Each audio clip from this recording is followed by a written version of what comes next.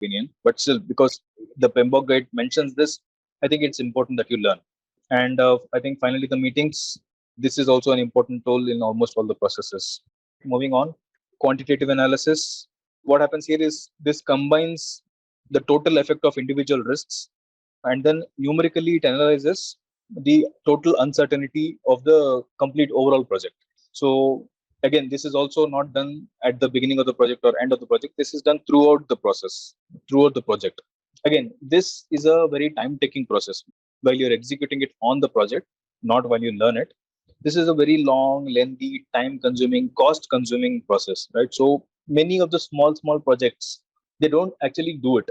They just skip this process. Even the PMBOK guide doesn't insist that you must have this process in all the projects, because it involves a lot of time. It requires a huge amount of data, the past data and the data from the similar organization in that industry. And then you have to analyze, because there are so many simulation models. This cannot be done on a pen and a paper, right? So there are so many simulation models, computer generated softwares, which requires a huge amount of data for these models to get created. So what they do, the smaller projects, they just don't do it. They skip this, and it is allowed to skip, right? So there is nothing wrong here. But if in case that you are handling a huge project, a complex project, let's say, if you perform this task, there are going to be a huge cost savings and time savings to the company. Of course, the cost of gathering the data and populating the data and analyzing the output of this data, that comes with a lot of cost and energy, of course. But the results that it will give, they are more valuable than the cost that we are spending here. So it's applicable for a complex project, not for smaller projects. Smaller projects can totally ignore this. So let's have a quick look at the outputs. We have only one output. The project documents get updated. What gets updated here? Majorly the risk report. That is the document that gets updated. Why risk report? That's because after this process is complete, there will be updates in the risk priority, right? We have some analysis done. So what are the new risks? As I mentioned in the previous example, the bigger bubble. After we do the analysis, we implement something, and then the bigger bubble becomes a smaller bubble. So the priority of the risk changes. So that is why the risk report gets updated after this process. All right, let's see what inputs we need. Again, the standard ones, the project management plan, we need it as input. Project documents, all the standard documents that you can use as inputs, you can use. And the default enterprise environmental practice and organizational process assets are also covered. Okay, moving for the tools and techniques, we have expert judgment. Who can be the expert on this quantitative risk analysis? Because this itself is a huge task. It's a time consuming task. The data can be interpreted wrong if some wrong data collection happened. So we need that expert who already has experience in it. So similarly, all the data gathering techniques can be used nicely. The interpersonal and team skills, the soft skills can be used while you're gathering the data to perform this risk analysis. So representation of uncertainty. This is again a new term. We can spend some seconds here. So every input that we gather for this analysis, there is an amount of uncertainty associated with it. I think we all agree there. So a few probability distributions, like normal distributions, logarithmic distributions, all these logarithmic strategic or statistical distributions are given to reduce that uncertainty. So instead of just choosing the worst case scenarios, or if you use all the statistical graphs, all those parabolas, the bell curves. So if you use all this, the uncertainty becomes lesser. So the data is more and more accurate with the use of these uncertainty representations. And multiple data analysis tools can be used. Typically, as I told before at the introduction stage, a simple math on an Excel sheet or using a pen or a pencil on a blank paper, it is not going to work when you are going to do this. There are some sophisticated simulation tools available. Some simulation softwares can be purchased to do the quantitative risk analysis. Again, they come with additional cost. The licenses they are not free. So what happens here is you have to populate the inputs to this software. The probability, the detectability, the kind of risk or the type of the risk that we are dealing with, all these inputs that we give, and the quantity based on the experience from the previous projects, or it could be from the other industry-wide risks. They are given as inputs, and then we get an output curve. the S curves, kind of an S curve. You get something like this, and we have to interpret the values based on these outputs from the simulation software.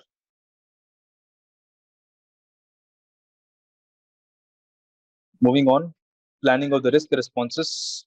Until now, we have identified the tasks, quantified them, qualified them.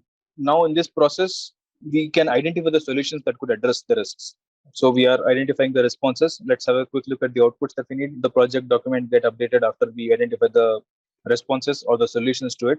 We can move to the inputs, the project management plan, the documents. All these default inputs are considered here. Let's move to the tools. Let's see if we have something that we have not learned. Okay, we have so many things that we have not learned. We have learned expert judgment. We are consulting somebody who is good at giving solutions. We have data gathering tools, multiple data gathering tools, which can come handy. Of course, the interpersonal team skills also are important. Okay, here comes the new term, strategies for threats. What is this? The PMBOK guide talks about different strategies for threats and opportunities. You can see we have similar topic here to discuss. So for both threats and opportunities, and also I think we have strategies for overall project. So these three things, they have identified that we have 5 different kinds of strategies. What happens here is, firstly, we escalate. When we see risk or when we see a threat, that is the negative risk, what we can do is the stakeholders can either escalate it, he can either avoid it, he can either transfer it to somebody else, he can mitigate it. Mitigate is nothing but give a quick solution to it, or you can just accept the threat and live with it. These are the 5 strategies when a stakeholder comes across a threat. So similarly for the opportunities, what happens is, instead of avoid, we are talking about opportunities here. So instead of avoid, this avoid becomes exploit. So we still have escalate. The higher management must know that there is an opportunity. And then instead of avoiding this risk or the threat, we are going to exploit that opportunity. So we are going to see by going how much distance we can actually make good use of this. Similarly, instead of transfer, because this is not a threat, we can share the opportunities with other colleagues. So there is an opportunity here. This relates to your department. Please focus on this so that we have a better opportunity for the project, better result. So instead of mitigate here, again, when we talk about opportunities, we can enhance the opportunity. We have a smaller opportunity, how we can enhance this to turn it to a bigger opportunity. And finally, accept stays the same. So for this 4, 5, and 7, these are the 5 strategies that we should work on. We have also a new term here, contingent response strategies. What happens here is that this is in unavoidable events like a risk turning into an issue, there'll be a need for contingency plan. So just in case our original plan don't work, we have a plan B. So that is this contingency response. I think we touched upon the 7th. So moving on to data analysis, we can make use of multiple data analysis tools and the decision making strategies that we discussed. Okay, moving on. Implementing of the risk responses. This is also done throughout the project. So let's quickly see the outputs for the sake of time. Only the outputs. We have change requests that are being updated. We have project documents like issues log, risk register, risk reports. All of this are being updated. If we talk about the inputs, all the default inputs we can consider. These are the lists. If we talk about the tools and techniques, expert consultancy, we have already discussed. The interpersonal team skills always come handy. The PMIS is also well covered, I think. So moving on to the next process, monitoring the risks. Okay, this is also done throughout the project. So similar to all other managing processes and monitoring, this is also something similar to all the managing processes. So monitoring processes, managing project processes, almost the same. So what happens here is, through this we will learn if the project assumptions, if they are still valid. We do some assumptions at the beginning of the project. So whether those assumptions of the risks are actually correct or not, whether the responses that we have given, the solutions that we have given, whether they are still valid or the implementation has actually been effective or not. We monitor such things here. Let's see the outputs. The work performance information of all the individual risks and the effectiveness is recorded. The change requests are updated. The project management plan, the components like assumptions log, lessons learned, all these things are updated. The Organizational process assets. As I told, there is a risk breakdown structure that we discussed similar to WBS, work breakdown structure. So if that gets updated, that means the organizational process assets, the formats of that risk breakdown structure gets updated. So this is also updated here. Inputs, we can make use of project management plan, project documents, all the work performance data and reports that we discussed here, they can be made good use. Okay, any new tools here? No. I think we have also covered the data analysis tools, that anything that we have learned before is applicable here. The risk audits, what happens here is just to monitor the performance, the project manager has authority to go and audit the risks are being implemented, at the ground level or not, right? So that is also very good tools and techniques. And finally, of course, the meetings always effective.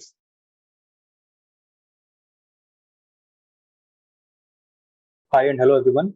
Welcome back to the PMP exam preparation. We are going to cover these two knowledge areas: project procurement management and the project stakeholder management. Project procurement management. Why does any organization procure anything from the vendors or suppliers? All the organizations could just make everything, and then sell the products themselves, right? If you have to purchase something from the vendor, they'll add a little bit of profit and then they'll give it at a higher price than the manufacturing cost. So why do organizations want to spend this extra money when they could just manufacture it all themselves? So the answer is simple. It is the capital expenditure. So not all products have same technology. It takes a very huge investment cost for manufacturing even the tiniest bit of the component. Let's say the hairpin or a water bottle. So even the cap of a water bottle needs a huge machinery to be installed. So the manufacturing methods are different. The expertise is different. The raw materials is different. Even for a small component with two or three sub-components in it, they might have different processes for each and different materials for each of the components. So the processes are different, right? So the expertise needed to create that part is different. So the organization, if it starts developing all these expertise which somebody else already have, it takes years together to build a product. So that's practically not possible. So consider that you want to wear a suit, for example. Would you rather purchase it from a tailor who is the expert in the cutting top class two piece, or just do it yourself? We all prefer to go to the expert, or the worst case, we purchase it ready made instead of going to the tailor. No, but we never try to learn the stitching ourselves, as it costs a lot of money, time, energy, and mostly the skills, right? The skills here are the most important thing. So the organizations, they also follow the same methodology. They prefer purchasing from the experts. So the experts from that particular field who can develop and fit the product for the project's requirement, for the organization's requirement.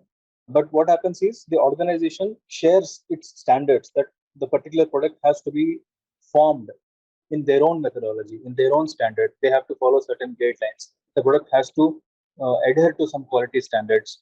All these things will be given to them, and the expert who is already aware of these manufacturing processes, who already has this capital expenditure with them, they come forward to sell that product to us. So to make things more legal and also to protect this product from leaking to the competitors, what happens is there will be contracts signed between the sellers and buyers. We discussed about these contracts or agreements, right? Memorandum of understanding, non-disclosure agreements, service level agreements, etc. All these agreements are there to ensure that when an organization gives business to a seller, the technology is not shared with somebody else. This vendor creates that product only for this buyer, not for anybody else. So when we talk about these agreements, right, NDA, SLA, or MOUs, these agreements, unfortunately, they cannot be signed by the project manager directly, right? So project manager, of course, helps in creating them. He is the one who also, adds value to these agreements, but he cannot directly approve it because project manager, it's a big responsibility. But considering the organization, he is not authorized to sign it, right? So who can sign it? Only the project sponsor, who is considered as a legal representation of this company. He is the one who can approve this agreements or countersign on these agreements. So and the procurement is it's not always done just for the physical product. we talk only about product manufacturing, different processes and all, but sometimes the services are also outsourced. Consider a testing facility, for example. You create a product, let's say a bicycle bearing, which is in the both wheels.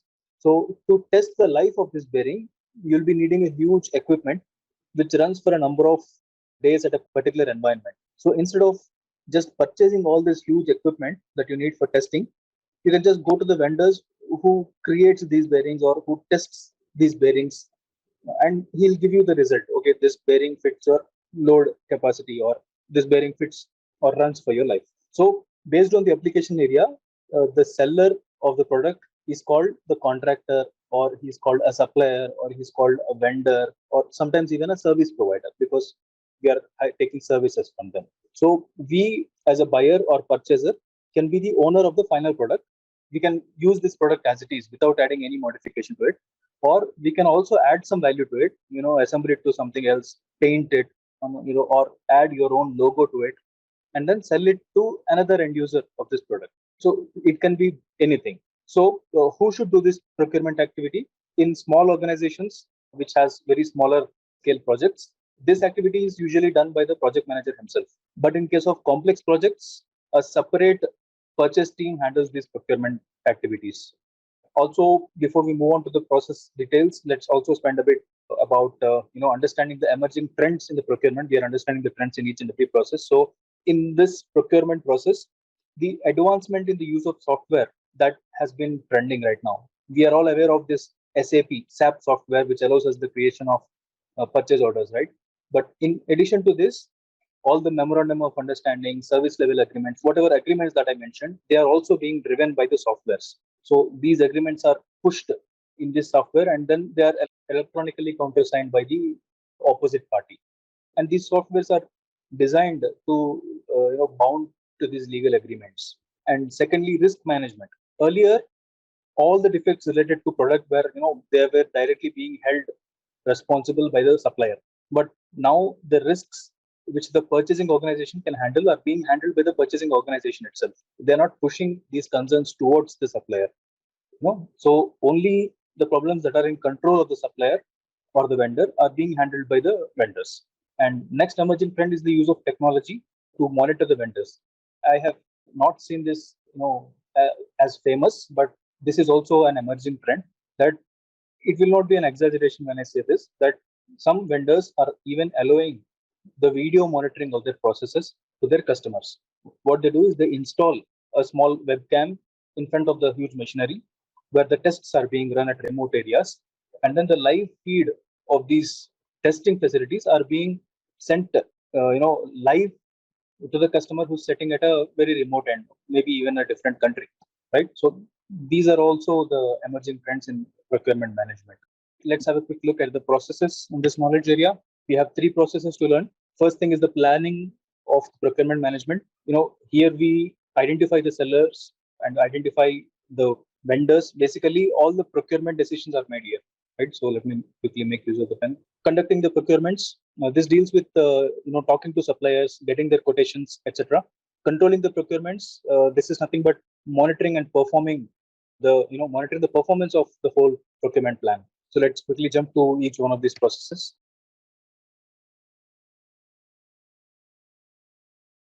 Plan procurement management. So in this process, what happens is we generate the plan of how the organizations approach towards the vendors. So this is basically done at the very beginning of the project. So without these procurements, the project cannot move forward very smoothly. So this is done at the very beginning of the project. But as the project moves ahead, there might be some addition of new requirements. Like, for example, the customer has asked suddenly for twice the number of products. So the same single vendor cannot produce so many numbers. So in that case, what we do is we add another vendor to it. Just an example. So in the middle of the project lifecycle, we can also do this procurement management plan, not just limited to the beginning of the project. So let's take a quick look at the outputs that we need to build. Okay, we have 10 outputs that we need to work on. So let's quickly go through each one of them. The procurement management plan gets updated. What happens is this should include all the activities that are needed to be undertaken in the procurement process. So all the competitors who are bidding for the business, or the timetable of the activities, let's say constraints or assumptions, all these things are mentioned in this project management plan. You can also include legal documents, the risks that are involved, the opportunities that we see. Everything can be recorded in this procurement management plan. Next thing is the procurement strategy. What happens here is the main purpose is that we have to determine how we are going to perform the procurement through different phases of the project. Like the delivery methods, the payment contracts, phases within the procurement itself. The procurement itself has again phases similar to the project, right? So first they give only 50 numbers, and then they give 100 numbers, and then they give 200 numbers. So just an example of how these phases work. And then we have bid documents. I think it is self-explanatory. This is nothing but a document which has been proposed as a quotation about the money or the amount the vendors seek to make this product, right? So first there'll be request from the user organization, of course, in the form of RFI or RFQ. It's like request for information or request for quotation. And then finally, the organization which is buying the product will ask for RFP, request for proposal, where the vendors will send that, okay, this is the final proposal, having all the money, the amount that they seek to make this product, right? So next thing is procurement statement of work. This is a document which talks about what technology the seller needs to have. So this basically explains how the product can be made using what technology. Some people might require for a coarse finishing, or some organizations might prefer that I need a fine finishing or a glossy finish to my product. So for this glossy finish to appear on the product, they need a special machinery, special technology is needed. So such statement of work is mentioned in this, after the procurement plan is done. And then a source selection criteria. This is also decided. What happens here is that before the organization moves ahead to even initiate the conversation with the vendors, what they do is they assess whether this vendor actually has a good track with other customers or even within the organization in the previous projects, right? So that is this criteria. Make or buy decisions are just the result of thorough brainstorming after analyzing whether it is profitable to create this part, or is it profitable to just purchase it from the sellers. So usually happens when there is a technology or expertise that is already available in house. So consider you are making a water bottle. You already have this technology, but you are overloaded with other projects. So in this case, what we do, we just buy it from one of the similar part making vendor, right? So make or buy decisions only happens usually when we have the similar technology, but we still want to purchase it. So the independent cost estimates, what are they? They are sometimes a person from outside the organization also helps us in estimating. We have all learned about the expert judgments in each and every process, right? So such experts are consulted to estimate the cost, just to compare whether our estimation and the third party's estimation are same or not. So we have to also gather information and as an output of this process.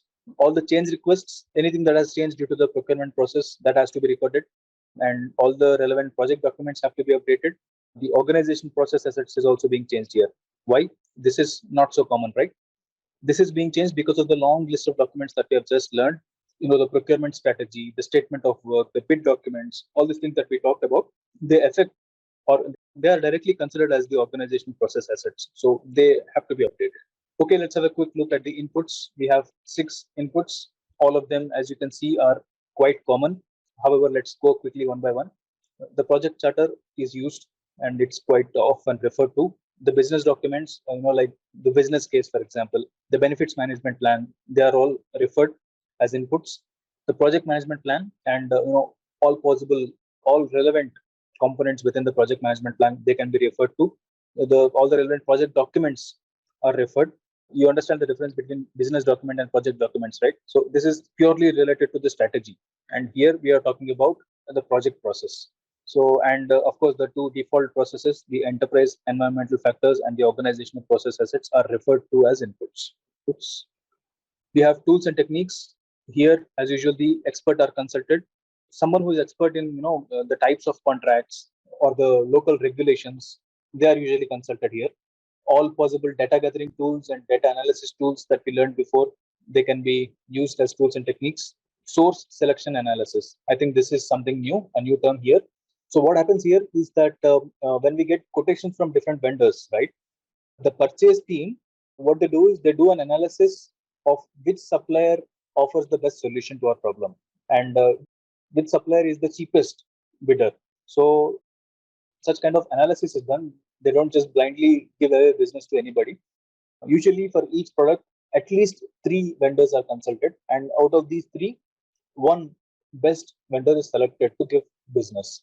So, and also meetings is also a very good tool. Meeting with the vendors, meeting with internal stakeholders also about this procurement process. It's a good tool for the complete process. Okay, moving on to the next process.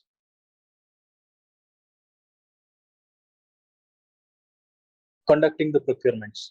This process is done periodically. It's done throughout the project, and it's updated as and when needed.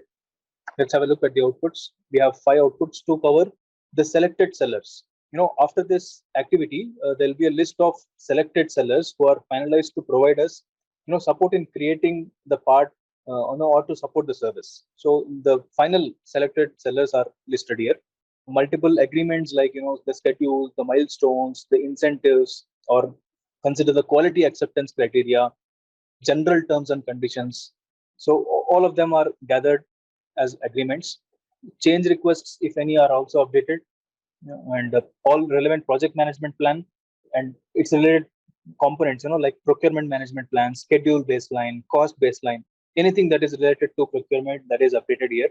And the organizational process assets. Okay, again, this is also being updated here. This is usually an input, guys, and we are considering here as output. Here, why? Because we are adding new suppliers.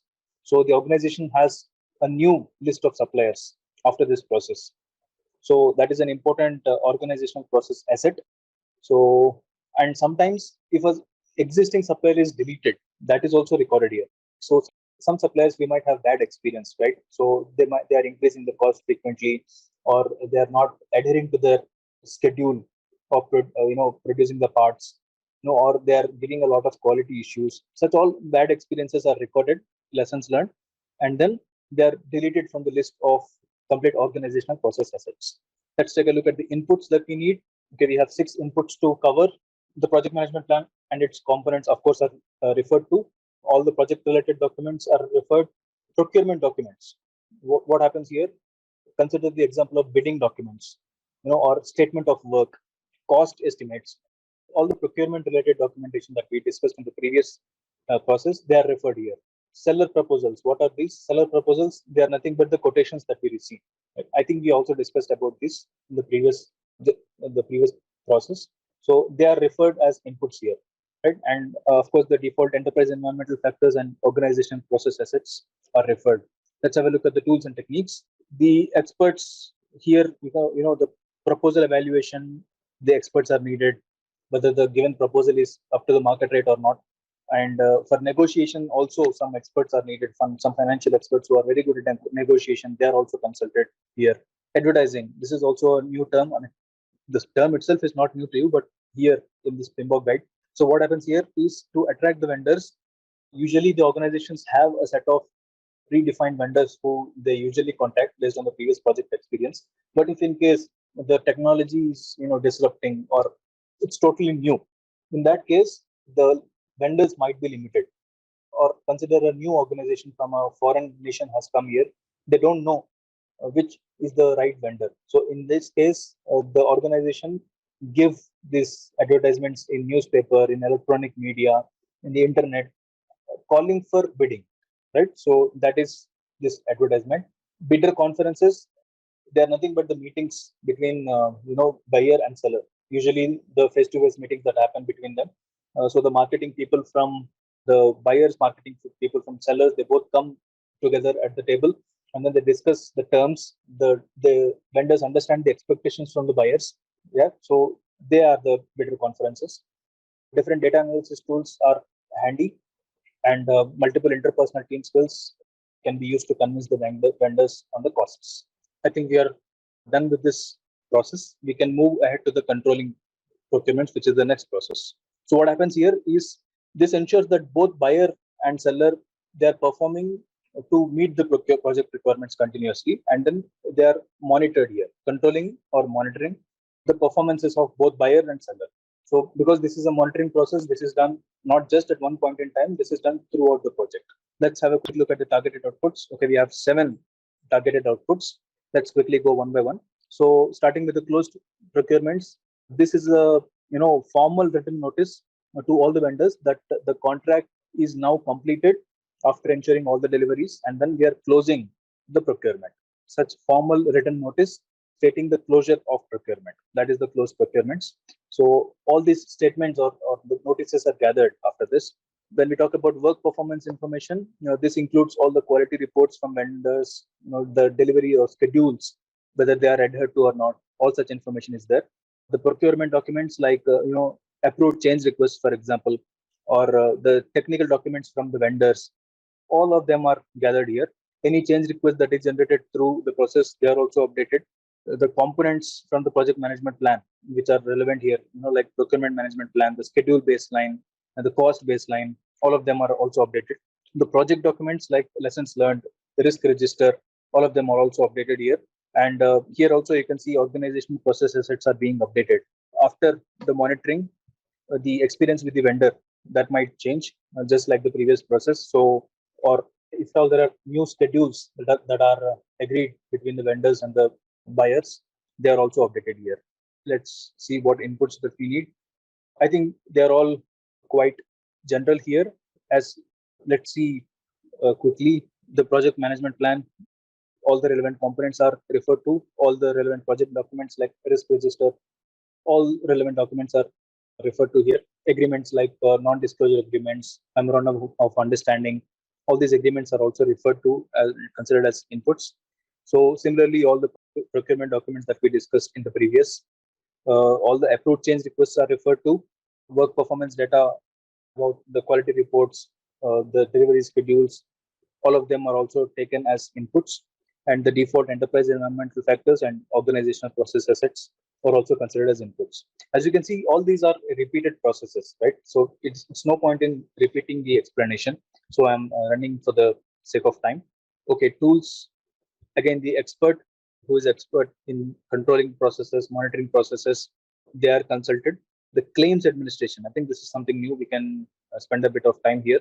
Claims, this is a tough case where in case of a concern, let's say we have a quality issue in the product. Now, both seller and buyer, both they are not agreeing that the quality issue is because of their process. So what happens here is this little disagreement becomes an issue, and then it becomes a claim, right? So a claim is something which has no responsible person identified. That is the escalated problem. So what happens here is, if this gets worse, it can also go up to legal undertaking. Either the buyer or seller can also seek support from the jurisdiction of that land, and it gets really worse. So to come a step down, instead of directly going to the legal jurisdiction, an emerging trend that is happening here is both the parties, buyer and seller, they are agreeing for some ADRs. ADRs are nothing but alternate dispute resolution. So at the beginning of the agreement of the procurement itself, both buyer and seller, they come in agreement with this situation that, okay, if in future we get a situation like claims administration, what we do is we will go to some XYZ third party, and then whatever he tells us to do, we will do it. So such kind of alternate dispute resolution techniques are usually administered. So others are the similar ones that we learned before. Data analysis tools, whatever we learned, whatever can be applied, they can be applied. There is no limit to it. Inspection methods, multiple inspection methods used for monitoring and controlling all the procurement processes can be done. Audits, supplier audits are done by the supplier quality engineers from the buying organization, and sometimes a third party audits are also sought out. Certification, whether they have TUV certification, whether they have ISI certification, right? So all the certifications are asked for. So audits are an important technique to assess the vendors.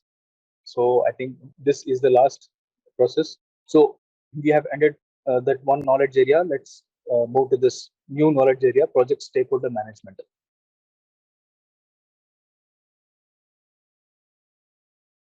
So who is a stakeholder?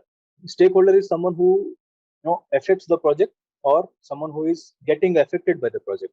So as a project manager, it is our duty to make them engaged in the work and make them contribute to the success. When I say them, they are the stakeholders. It's not an easy job for sure, considering multiple priorities that the stakeholders has. It's very difficult as a project manager to make people come towards our own project. So the stakeholders who are affected by the project can, they can take both positive effects and also negative effects, right? So not always the persons are affected only positively because of the project. Like for example, we have an automation project which is going to eliminate 10 employees from the organization.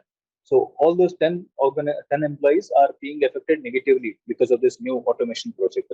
So, and again, when we talk about the differences between the stakeholders, some stakeholders are quite influential. So consider a functional leader who's head of the complete research and development organization or department. So he's quite influential. Whatever he says, there is a lot of support to his word. He can get things done. So similarly, a stakeholder who is not as influential as the functional leader. So it could be just an IT engineer who has his influence only within his own work scope. So he cannot take management decisions. So everybody is important here. It's not like only CEOs can come to create a code. So not all CEOs are so free that they can come and code it. So the person who is less influential is also important. The person who is highly influential is also important for the project. So every stakeholder is important for the project to move ahead. So the project manager's duty is to analyze each one of these profiles, who is key for the project, who is not so important for the project. There are also some stakeholders who are not directly contributing to the stage of the project. So, for example, a logistics guy or a packaging guy, he might not have that much influence at the beginning of the project, but he will have influence at the end of the project. So, we have to profile each and every stakeholder and understand who is important at this particular stage of the project. When we talk about latest trends here, new engagement techniques like team building activities, multiple brainstorming ideas to improve the bonding, the rapport between the stakeholders, they're all being used. Supporting the stakeholders who are overloaded, that is also being done. Sometimes a new staff or support stakeholder is also being added. This is more prominently seen in agile methods, right? So when agile sprints are happening, we understand that who is overloaded and who is having a bit of free time. So with this understanding, the person who has some free time can support the person who is doing a lot of tasks. Of course, only when he is capable to do it. So let's have a quick look at the processes. Okay, we have 4 processes to cover also here. So let's quickly go one by one, identifying the stakeholders. So here, whoever are relevant for the project manager, he has to consider their interests and most importantly, the willingness of the stakeholders. So that is the identification part. So sometimes one of the stakeholders might be really busy with some other important project. So he might not be willing, even if he is important for this project. So, and he might have support of some influential people in the organization. So we cannot force him even when he is important to us. So his willingness is also important. So similarly, plan the stakeholder engagement. Here the approach, about how well we can encourage the engagement of the people by meeting their needs and expectations. So that is the plan here. Managing is about resolving the issues between two stakeholders or supporting the effective communication. All these things are in the management. Monitoring, as we all know, it's nothing but controlling or assessing the performances of each and every stakeholder. Let's go a little bit in depth. The first process is identifying the stakeholders. What happens here is this is performed basically periodically and not done at one point in the project, because I know it's painful, or I think I have already mentioned this to you. Removing a stakeholder at the middle of the project, it is as painful as it can be. So a complete set of knowledge or experience goes away directly. So identification of the stakeholders, it is done at the very beginning of the project. But if in case some of the key stakeholders had to stop working on the project because of some XYZ reasons, he might be going on a long leave or he might be even leaving the organization. So in that case, we can also use this identification part at the middle of the project. So let's have a quick look at the outputs. We have 4 outputs to cover. First thing is stakeholder register that gets updated. What happens here is it contains information in about the identified stakeholders. Usually an employee number is written against all these identified stakeholders in this register. So if there is no employee number, usually there is an employee number, but some organizations, what they do, they give project specific ID numbers. So if in case of some government confidential projects, some special ID cards are given who can work in only some restricted areas. So such special identifications are all, they are given and then recorded in the stakeholder register. The change requests, any process or feature that is being modified, that gets updated after this process. All the important or relevant components like project management plan, the requirements management plan, the communications management plan, they're all updated here. And the project documents like, for example, assumptions log, the issues log, the risk register, everything that we have learned before, that gets updated here. Let's have a quick look at the inputs. Okay, we have 7 inputs that we can consider. Project charter is referred. Let's say the key stakeholders list that is available in the project charter from the previous projects. So that can be an important document to refer. Business documents like business case, benefits management plan, all the strategic documents, they can be referred here. All the important components from project management plan, they are referred. All the relevant project documents are referred. The memorandum of understanding, non-disclosure agreements, they are referred. And the default enterprise environmental factors and organizational process assets, they're also referred as inputs here. Let's have a look at the tools and techniques. The experts are consulted, of course, the people who has knowledge about the power structure, and somebody who is basically have an understanding of politics within the organization. So they come quite handy here because they know who is the most influential person, they know who can be the most important person for the project, so they can be onboarded. Data gathering techniques, all the general techniques like brainstorming, they're all used here. Multiple data analysis tools can be used. Data representation techniques, although we have learned some, I think one of the very important data representation tool which might attract some questions in the exam is this power interest grid. At least one question you can expect from power interest grid. So what happens here is, in the vertical line we have power, in the horizontal line we have interest. So this is power versus interest, and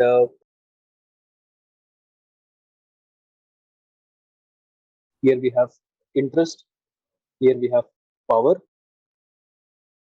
It goes from low to high. Similarly, in this way, it goes from low to high. So this is the high point, this is the low point. Similarly, this is the low point and this is the high point. So what happens here is we are profiling each and every stakeholder here using data representation. When we say profiling, a person who has very high interest and a high power. So he could be the functional leader of R&D. He has very good power and he also has very high interest in the organization. So he falls at this quadrant. So when we take 4 different quadrants, so a person who is in this quadrant, we have to manage him very closely. Manage closely. He's the most important person in the complete project for us. A person who has high power, but he has very low interest. He doesn't have interest on the project. What we have to do as a project manager, we have to keep him satisfied. We don't have to manage him closely. We have to keep him satisfied by giving regular updates about the project. Even though he doesn't have interest, he has power. He has power to take decisions of the project. So it is a project manager's duty to keep him informed about these statuses. That is the keep satisfied.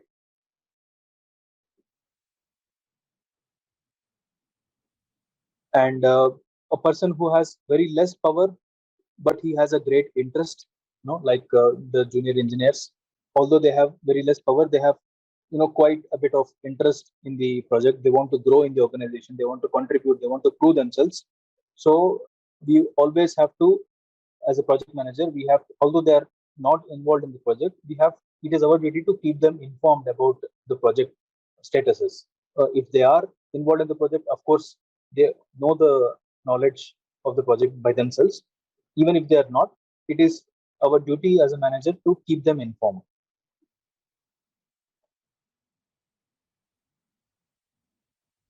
And the person who has very less power and less interest, they fall here in this category.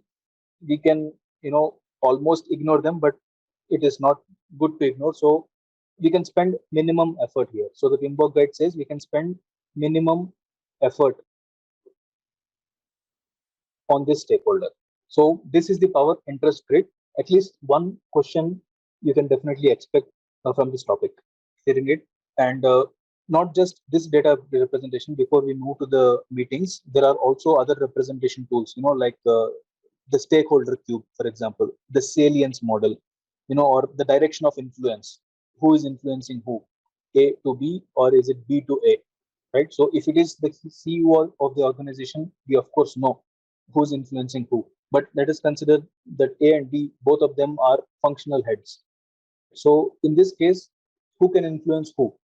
We don't know whether R&D can influence the marketing or marketing influences the R&D. So the influence can go both ways. So that kind of representation diagrams are done. And of course, meetings serve as a very important tool.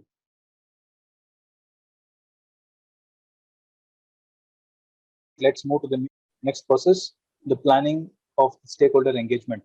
This is all about creating an action plan about how to interact with the stakeholders, how effectively we interact, how efficiently we interact, etc. This is usually done at the beginning of the project and also updated certain intervals. So let's have a quick look at the outputs. Okay, we have only one output to bring here. So the stakeholder engagement plan is created. This is, as you can see and understand, this is the component of final project management plan.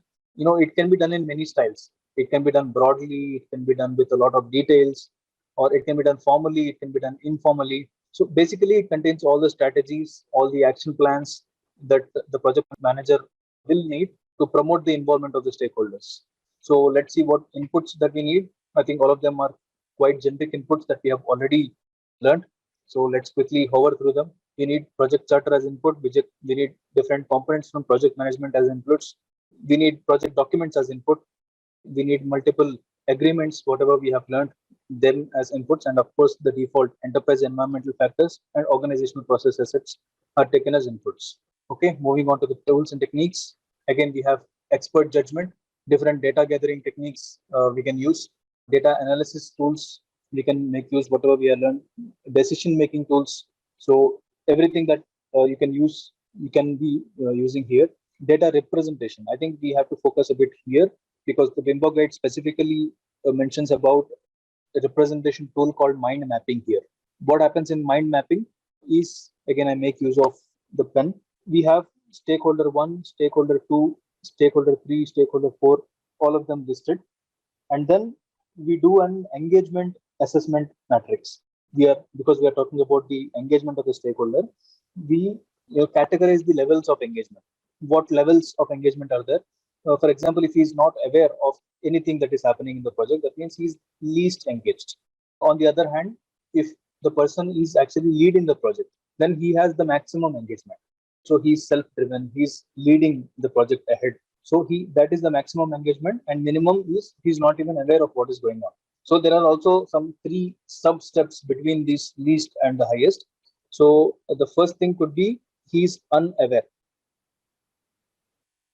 right? Or secondly, he's resistant, or he's neutral.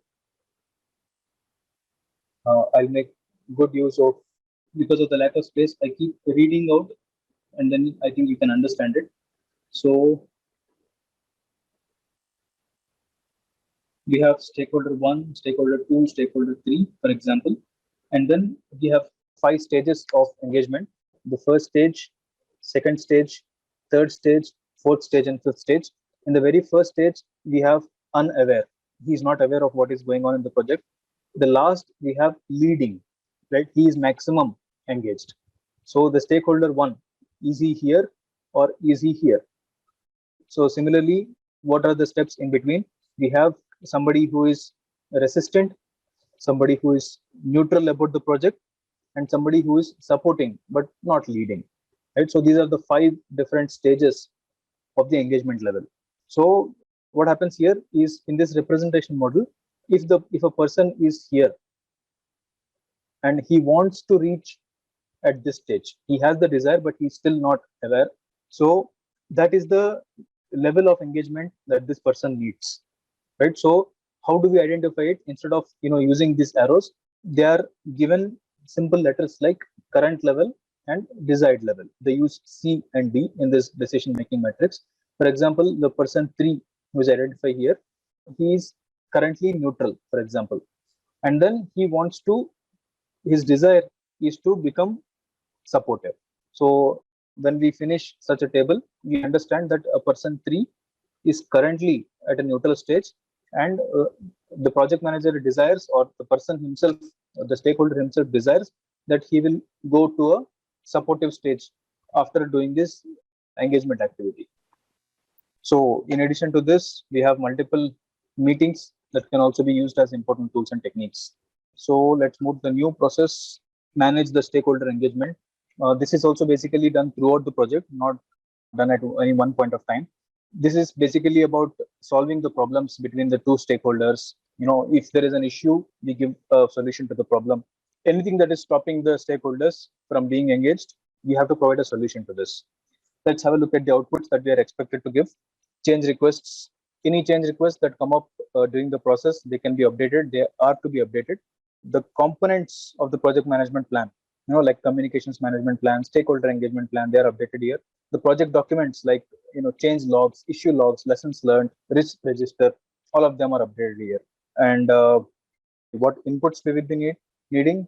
Again, we can see all the general inputs. So all the possible components from project management, they can be referred to. All the project documents which are relevant can be referred. The default enterprise environmental factors and organizational process assets are also referred as inputs. Let's have a look at the tools and techniques. Again, similar expert, who's somebody who's expert in the engagement techniques, he can be consulted. We should have a very good communication skills to bring out the team and improve this engagement.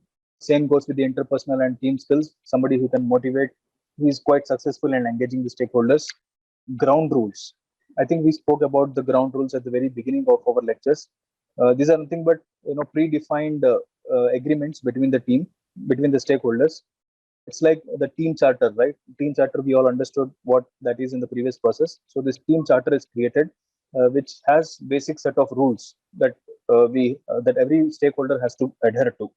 So they become very important tools and techniques for improving the engagement.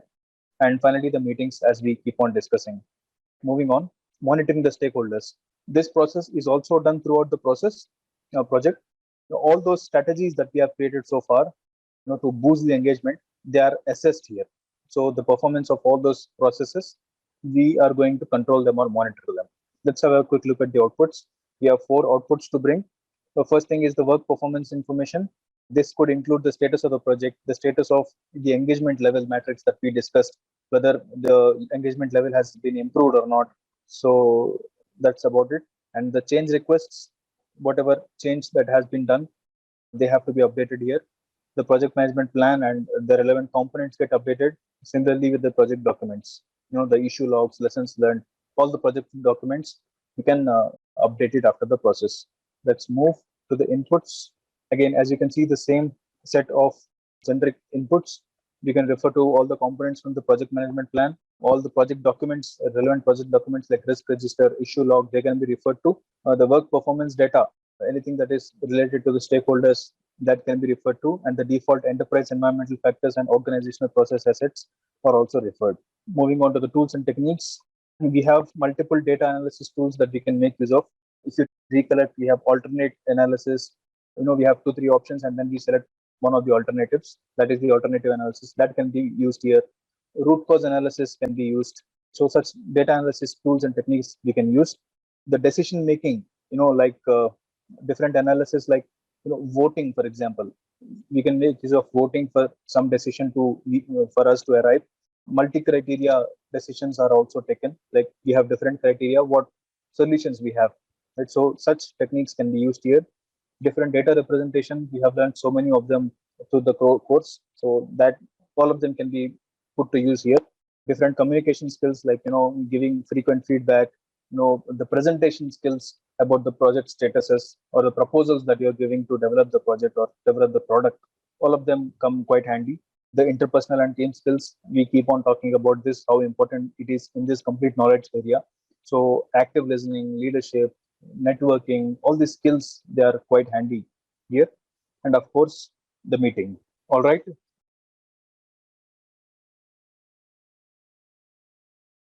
Hi and hello everyone. Welcome back to this PMP exam. They are more focused towards totally traditional methods. We have for sure learned about this agile methodology, but we have not actually understood this concept much in depth. About half of our PMP exam is going to have questions from agile and hybrid approaches. So I strongly believe that we should all focus on the mindset of this agile methodology or agile approach with some extra additional care. So let us try and understand about this new agile methodology, what this agile is. Okay, so this is just a bit about agile methodology. I'll give a short introduction and then we'll get started with each section. So agile methods, they are not additional process. Keep this in mind. Agile is not even a process. So don't get confused that we have traditional processes and then we have agile management processes. No. Agile management is just an approach to do all those 49 processes that we have learned so far. They are the same processes. Whatever you have learned, it is still valid. When PMP says that they're asking 50% of the questions in agile way, it's only about the mindset, how you will approach to answer this in agile methodology. So agile is again not a single approach, right? It's a housing or it's a umbrella of multiple agile approaches. Let me explain you with a simple illustration. So as you can see here, Kanban methodology that we have learned before. If you remember that there was a board, the to-do list, and then the progress list, and then blocked list, and then the final list. That Kanban board which uses sticky notes, even that is an agile process. So similarly, Scrum is one of the agile processes. So similarly, we have extreme programming, we have crystal versions, we have agile unified processes, we have development method called DSDM. So we have feature driven development. All these systems, they are agile methods, right? So agile is not just a single process. It's not a single method. It's a grouping or, it's an umbrella term for all these mindsets. So with that understood, I think let's quickly understand how we are going to proceed with this class, because until now we have discussed on a set methodology, like we have discussed first outputs, and then we have discussed inputs, and then we have discussed the tools and technologies. Here we are not going to discuss the topic in this way, because as I said, these are not the processes that we are going to learn. Here we are going to learn the agile mindset, how we should start thinking away from the traditional methodology and how we should change our mindset to agile way of thinking. Right now, the questioning is 50%, but who knows, maybe in the coming exams in the next year or the next year, the complete PMP exam could be in agile management. So a lot of companies are following this agile management.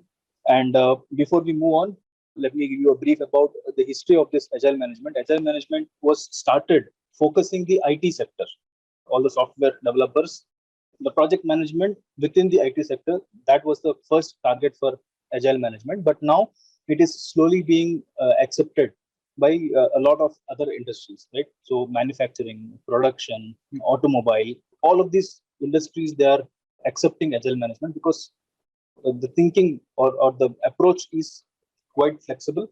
We get much more better results with agile management. We will understand about this in depth. So first thing is agile methodology, where I'll take you through a lot of new agile items and basically introduce to the agile way of working, whatever I gave you an introduction about. So we will understand how different it is from the traditional approaches. And then we will go ahead and define the Scrum. Scrum is nothing but a set of rules and practices which are based on three key pillars. What are those three key pillars? We have transparency, we have inspection, we have adaptation. We'll know and understand about this Scrum in depth in the lesson to come. And then the last step is the roles and responsibility. So who is the product owner? Who is the Scrum master? Who is the development team? Right? So how different they are from the stakeholders? Are they the same or not? So such things we will learn in roles and responsibilities. So let's quickly get started. Agile methodology. So being agile, what does being agile mean? Being agile means building things in increments. Okay, so traditionally what happens is, in traditional project management methodology, the things are built as a whole, or the results are known only at the end of the project. But in Agile, there is incremental feedback that we keep on receiving about the project status. So it's a set of small progressive steps which gives us continuous feedback about the status of this bigger task. Right? We can consider that there is a huge task, and then we can divide that into a smaller task, just like the WBS, work breakdown structure.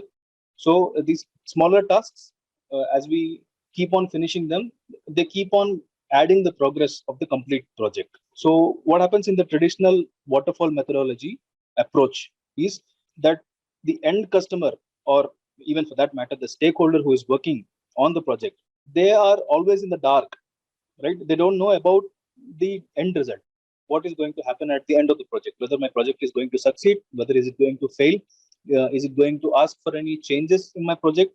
So there is no clear-cut idea until we totally finish the product in traditional methodology. But this agile method, it's totally opposite. It gives us feedback about the direction of the project path continuously. So how can we expand better? Like, take an example of we driving on a highway, and we want to, or we intend to take a turn. So traditional method gives us, just a hard left or a hard right, because there is no signboard that is warning us to take the hard right. So you can imagine how difficult it is going to be when we are just driving at 90 and then we have to take a hard right turn. Well, it's too disturbing and troubling.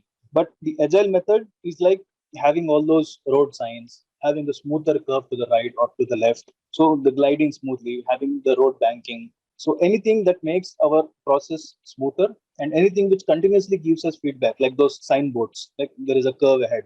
So that's the basic difference about the traditional methodology and the agile methodology. All right, so let's get into this.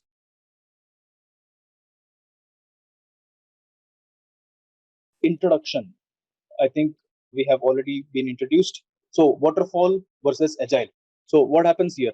In waterfall or traditional methods, the planning of the project is done for the entire project.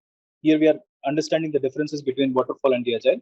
So in waterfall or the traditional methodology, as I told you before, we do the planning for the complete project. When I say project, the project is not just for 2 or 3 months. A huge project is going to last for like 5 years to come. Imagine constructing a huge bridge over a river, right? So this bridge planning could be done for like 5 years, and the waterfall methodology defines the scope for that all 5 years right now. So how difficult it is going to be, you can just imagine. So, but the agile method is not like that. It's a progressive plan, right? So maybe we have a quarterly planning or a half yearly planning or 1 year plan for progressing the bridge. After this 1 year plan is complete, we take the feedback whether the project status is going as per our plan, or is it getting deviated, are we faster, are we slower. All this feedback we get, and then we change the planning for the next section or sector accordingly. So that is the main key difference between the traditional and agile approaches. So also the traditional methods are not so change friendly. When we talk about a second difference, they are not so change friendly, right? So a tremendous energy and so many resources are involved in something if it is changed in a traditional project. So the change management process in waterfall is one of the most difficult things to handle. So if you propose any change in a traditional method of project management, straight away you are going to get a lot of back pressure from the stakeholders. They will straight away refuse you first and then listen to you. So it's not flexible at all. Whereas in the agile method, it always welcomes change, because agile method, this mindset itself thinks that the change has come for good. So when I say change, accepting the change is not possible here, because they think the traditional method is more careful, right? So being careful is for sure important thing, but in the current trend of emerging technologies, we have a faster changing world. If we stick to just a traditional method or the traditional methodology for implementing the changes, and if we are not flexible at all, it's going to be very difficult for us to compete in the race. So agile approach, it is attempting to break this style of working and welcoming the change. So another difference between the standard traditional and the agile methodology is adaptation. So the team feedback on the current plan of the project is not so welcome in the traditional methods. Usually the plan is done at the very beginning of the project, so all rules and guidelines, they are set, and there is no changing the rules once the plan is set. Even if the things are going to be difficult direction, even if the most of the stakeholders are having difficulty with some process, the waterfall method, it just doesn't allow for the predefined process to change. But agile, on the other hand, has special retrospective meetings. One of the process of the agile itself is a retrospective meeting, just to understand if the stakeholders have something to say about the current style of working. So what happens is, even if one of the team members gives a feedback that something is not going well, this proposal is very well discussed within that retrospective meeting, within the team. And if agreed by everybody in the team, the scrum master takes a decision that we can change the process immediately, starting from that very hour. So lastly, the feedback on the final result. So as we learned in the introduction, the waterfall method doesn't provide feedback of the project during the life cycle. So for us to understand if the project is actually succeeded, we have to wait until it performs the application, or in the field, or maybe even the final proving testing of the product. But agile agile is not like this. Every sprint meet is an increment to the project, and we can have a clear understanding of the status of the project. And I think we have discussed about this enough in the introduction class. Moving on, inversion of targets. I think this is something important, and I think this is also examination friendly. So please pay a little extra attention here. Waterfall methodology and agile methodology, right? So you please shift your focus towards these two triangles which are inverted between each other. So the triangle that we see on the top left, so this is the basis of how waterfall or the traditional methodology is designed. You can see what happens here is that traditionally the scope of the project is quite fixed. So we have to spend all the time and cost based on the decision of scope, right? So building that bridge in 5 years, that is the scope that is defined. So and then we have to keep adding our extra time to achieve that scope target, and we have to even spend a lot of cost, right? So what happens here is the time can shoot out, the cost can shoot out, but the total amount of the work that needs to be done, that doesn't change, that is fixed. So this is the basis of the traditional waterfall method, and there is no flexibility to change the scope. This is the reason why the changes are not acceptable quite well in the waterfall methodology. But on the contrary, if you shift your focus on the inverted triangle here, that is the agile approach, you can see that the time and cost are our primary fixed targets. So whatever is on the top is here considered to be the primary target, and then whatever is in the bottom is considered to be the targets that we do to support the primary target. So here the primary target is the time and primary target is the cost. So within the stipulated time, within the stipulated cost, we have to finish the project. So and then scope can slowly vary, right? If you are running out of the time, we have to increase the scope for that particular sprint. We have discussed what sprint is. So a sprint could be a 2 week run or 3 week run. So in this 2 weeks, if we are running out of time, we have to think about adding a little more work than we can, right? So that is the agile methodology. We will understand that, okay, we are running a bit slow. Now let us add a little more work, run that extra mile. Or it could be the other way around also. If we are having a little bit of time, or if we are running a bit faster, we can relax ourselves for that week. Sometimes even one of the sprint meetings even gets cancelled. We'll understand what these sprint meetings are, what these sprints are in just a bit. So with this approach, we have a better control over the total cost of the project. The deliverables are complete within the time, because the time and the targets and the outputs are like quite flexible, right? So all changes are basically welcome in the agile method. Moving on, agile values. Yeah, this is an important section, and one or two questions might definitely come here. What does this talk about? It's about what do you value more if you follow the agile methods, right? So you have two quite contrary options, not so contrary, but if you prefer one over the other, that tells you what your methodology or mindset is. So if you wish to follow the agile methodology, you have to value the left column over the right column. Let me explain you with these examples.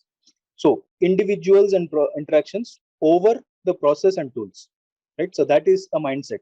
We value individuals and interactions more than process and tools if you want to follow the agile methodology or agile approach. So we know and understand the process and tools are very important for the project, but without people or the individuals, all these processes and tools are they are basically useless. So the agile approach values the people or the individuals over the tools. So it values interactions over the processes. So I think you're clear about this. So let's quickly run over these examples. So working result over the comprehensive documentation. I said result because it could be product, process, or result. Right? So don't get confused. So we know and understand that the documents are important, but who actually reads a car driving manual? You might have driven a car, you might have purchased it, and basically somebody even doesn't know that there is a manual in the car. So documentation is not so quite often read. So the final product that we get to see, that is of more interest for the end customer. So the final product or the incremental progress is more important in the agile work than the paperwork. So the agile values the real result more than the documentation. And then customer collaboration is valued more than the negotiation of contract. So what happens here is the end user of the product must be in agreement with the maker or seller that that the deliverables that are decided at the beginning of the project, all the objectives, they're all met. So there is a DOD, that is definition of done. So what does it mean? When we say something is done, both the parties have to agree what it means by done, right? So for example, you have asked to paint a wall. So the painter might tell that it is done, right? But for a customer, it is done only when the paint is as per the requirements of the end user.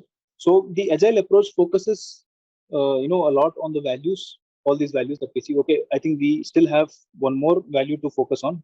So what happens here is, as mentioned in the previous slides, agile approach values the change more than a fixed scope of the product or result, right? So we need to remember that the agreed deliverables, they are still met here, but even if there is a slight change in these deliverables, the agile approach welcomes this change, considering that every change is a positive change for the project.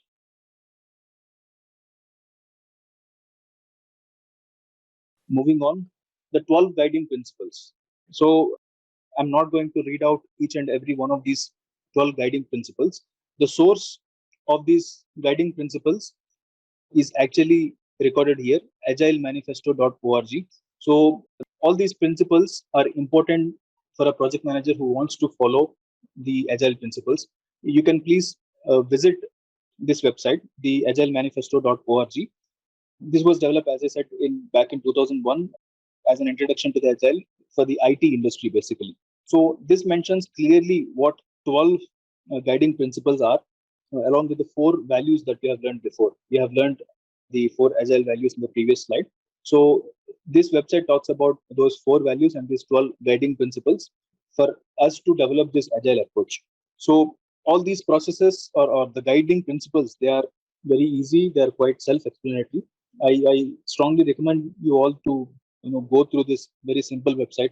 Just have a look at it once. You'll have a fair understanding of what these guiding principles are. Moving on. Okay, next step is defining Scrum. So Scrum method, this is one of the agile methodologies. You might have remembered the umbrella under which there are so many agile methods. So Scrum is one of such methodologies of agile. So there are other methods also, like Kanban. We have learned Kanban before. I talked about DSDM, AUP, extreme programming, etc. So Scrum method is the latest emerging trend. Most of the organizations are following this Scrum.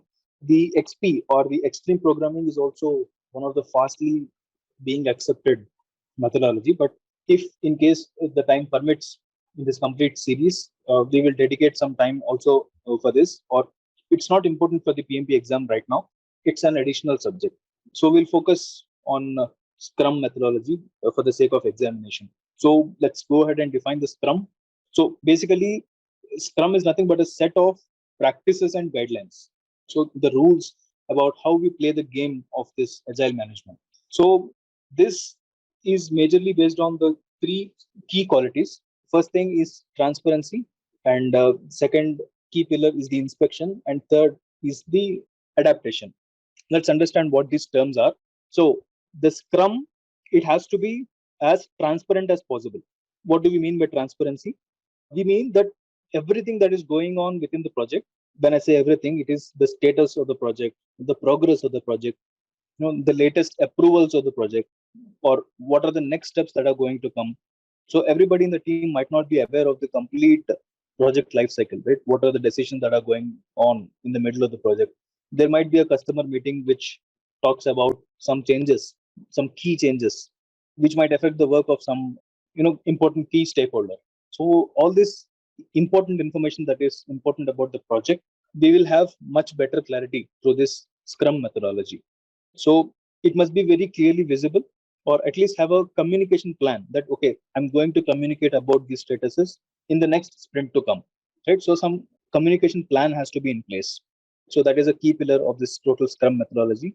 And then if we talk about the inspection, there has to be an inspection at frequent intervals. So what are we inspecting here? We are inspecting whether the complete set of activities, whether they're actually going towards the right direction or not. When we are in a sprint, what happens is the total number of stakeholders, the 10 or 12 stakeholders that we have, usually the Scrum team is limited to 9, the most or the biggest number in this Scrum as defined by this agile practitioners is that the team has to be 3 to 9. So these 9 team members, they are going to present a lot of backlog tasks, and from this huge list of backlog tasks, the Scrum Master is going to decide which tasks are to be prioritized and which tasks are to be done for that particular sprint.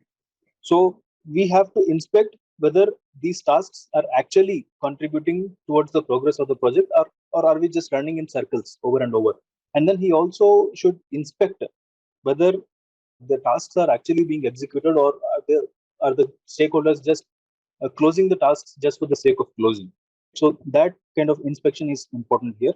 And adaptation talks, I think, very much about accepting the changes. Sometimes negative changes are also accepted, sometimes positive changes are also accepted.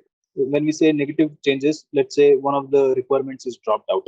So we have worked on this requirement for like 2 sprints, so that's like 1 month, and then the customer says we don't want this requirement at all. So it's also good, right? We will at least stop working on this further, adding value for this requirement further. So such adoption of positive changes or negative changes, everything has to be welcome in the Scrum methodology.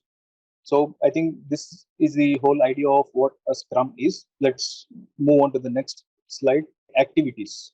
So we will define all these activities that are going to happen in the Scrum. So first, let us learn what sprints are. What are sprints? Right. So sprints are nothing but a predefined iterations of the work.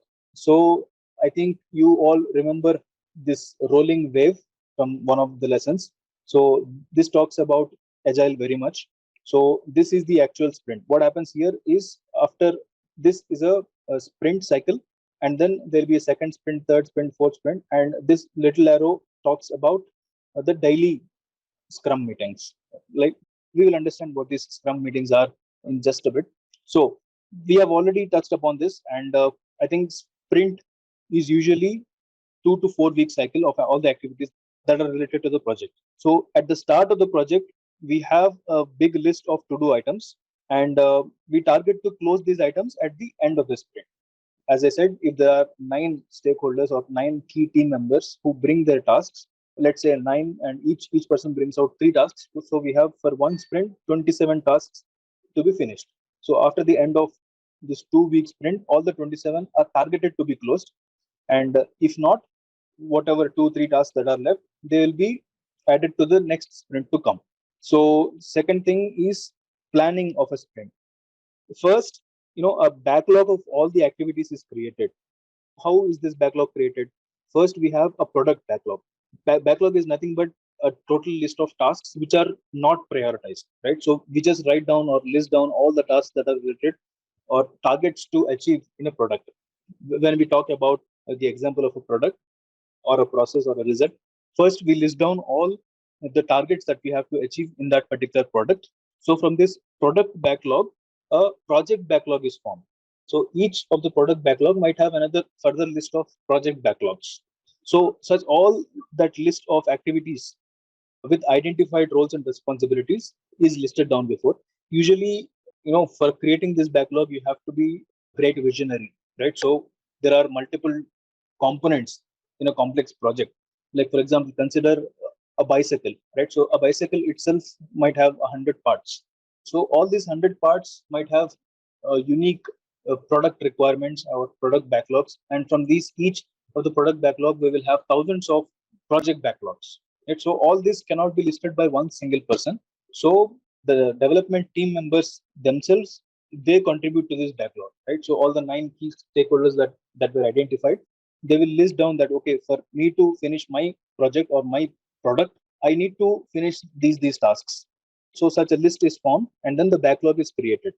So once the backlog is created, it will be prioritized again based on the product owner's decision and the development team's decision in that sprint meeting, and then it is initiated for the scrum.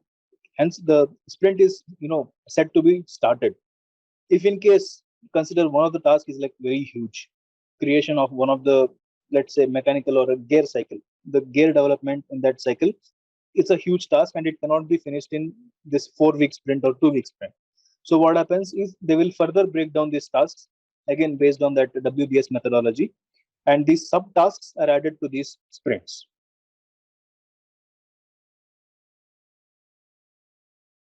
Next thing is agile meetings. Usually a weekly update meeting is called agile meetings. Although we have a 2 week sprint or a 3 week sprint, agile meetings are this weekly status update meetings. Usually what happens is in the daily sprint meeting or a sprint retrospection or even the sprint closure meeting, there is no detailed update about the tasks. What happens here is we list down 10 tasks and they just discuss about the blockers in these meetings. So out of the 10 tasks that I have, 2 tasks have blockers. So, hey, the Scrum Master, please help me remove these blockers. So that's what happens in these sprint meetings because they're very short in time. But in the agile meetings that we're talking about, the team members or the development team members, they are given more time to explain the statuses of the tasks. So we cannot just give a high level or a bird's eye view of the tasks that are going on. So the detailed status of each one of the tasks is given in these agile meetings. That is what this is for. Usually this is chaired or owned by the product owner, not the scrum master. So these roles and responsibilities of who a product owner is, who is a scrum master, we will learn a bit. Just keep it in the back of your mind that agile meetings are done by product owner, but daily sprint meeting, sprint retrospection, and sprint closure, these are done by the scrum master. So with that said, daily sprint meeting, what is this? They are, as I said, they are arranged by the scrum master. This is a very quick status update meeting. This is usually 15 to 30 minutes, but mostly it is 15 minutes only. And so typically what happens here is just the blockers are discussed. So for the 10 problems that I listed, they are in progress, but 2 of them have blockers because of some of the stakeholder. And that stakeholder, developer, do not have influence over. So the scrum master, who is more influential than the developer, he will go and speak to that particular stakeholder who is blocking the issue, or speak to the customer or speak to a vendor, whoever is blocking that issue, whoever is creating that impediment, he will speak to them and then clear that impediment for us to move ahead. So what is a sprint retrospection? This, I think, as we discussed, this is the core value of our agile practice. What happens here is that the development team is gathered once, in every sprint by the scrum master to put forward any sort of problems that are facing in the sprint methodology, right? So here we are not discussing mostly about the project updates or the product updates. It's about the methodology itself. Is there any change that is required to be happening here? Like for example, as I told, the sprint could be 2 to 4 weeks. So one of the team members thinks the 4 weeks is too long. Let us do it for 3 weeks only, or 2 weeks sprint only. So this is discussed well within the team. This proposal is put forward, and then if everybody agrees that yeah, the sprint should be just 3 weeks longer, not 4 weeks, then the decision is taken immediately.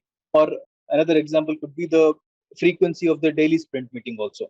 Right? So as I said, this is a daily sprint meeting. It has to be done every day. But if the team thinks because of the organization priority or sometimes the project is too heavy, so much workload is there that the team cannot meet every day.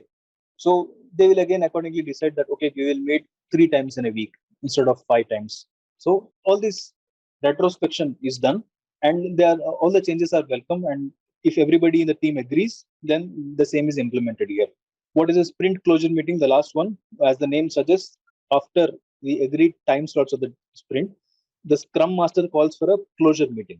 So the development team has to present the statuses of the tasks closed. So if they are closed, it is not very much discussed. But if some task is pending, why it is pending?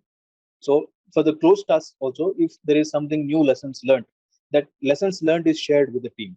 So what happens is for each and every task that we are closing, because of this new technology that we are getting, I think we are right now, most of the organizations that are using the tools like the Kanban tools, like for example, Jira. Jira is a very famous tool. It's a very old software, but still it is becoming more and more prominent because of the Jira. Or some people use OneNote as a very important tool. So in all these tools, each of the tasks is listed and it is given a separate dedicated space where you can record the story of how it is closed. So from the start, when the sprint begins, they will start the task, they'll name the task about what is to be done, they'll describe the task. And then as the sprint progresses after 2 days or 3 days, if the project team member has added some value to it, he will mention that status within against that task. So even during the daily sprint meeting, the Scrum Master will ask these development team members whatever statuses that they are giving, they have to be recorded against that particular task. So at the end of the sprint closure meeting, there is a nice story formed about how the task has started, what value the developer has added, the key stakeholder has added, or what were the blockers, how were these blockers removed. All this will become a very valuable lessons learned at the end of the sprint closure. And because it is recorded, it is there forever in the organization. It can form a organizational process asset for the projects to come. So I think with that said, we have closed another topic of defining Scrum. Let's move to the roles and responsibilities section. So in this section, what we will do is we will understand different roles that are available in this agile approach, or the Scrum approach to be precise.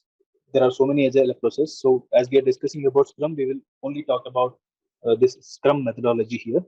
So what are the key roles, key responsibilities, and key activities of each person? You will understand this.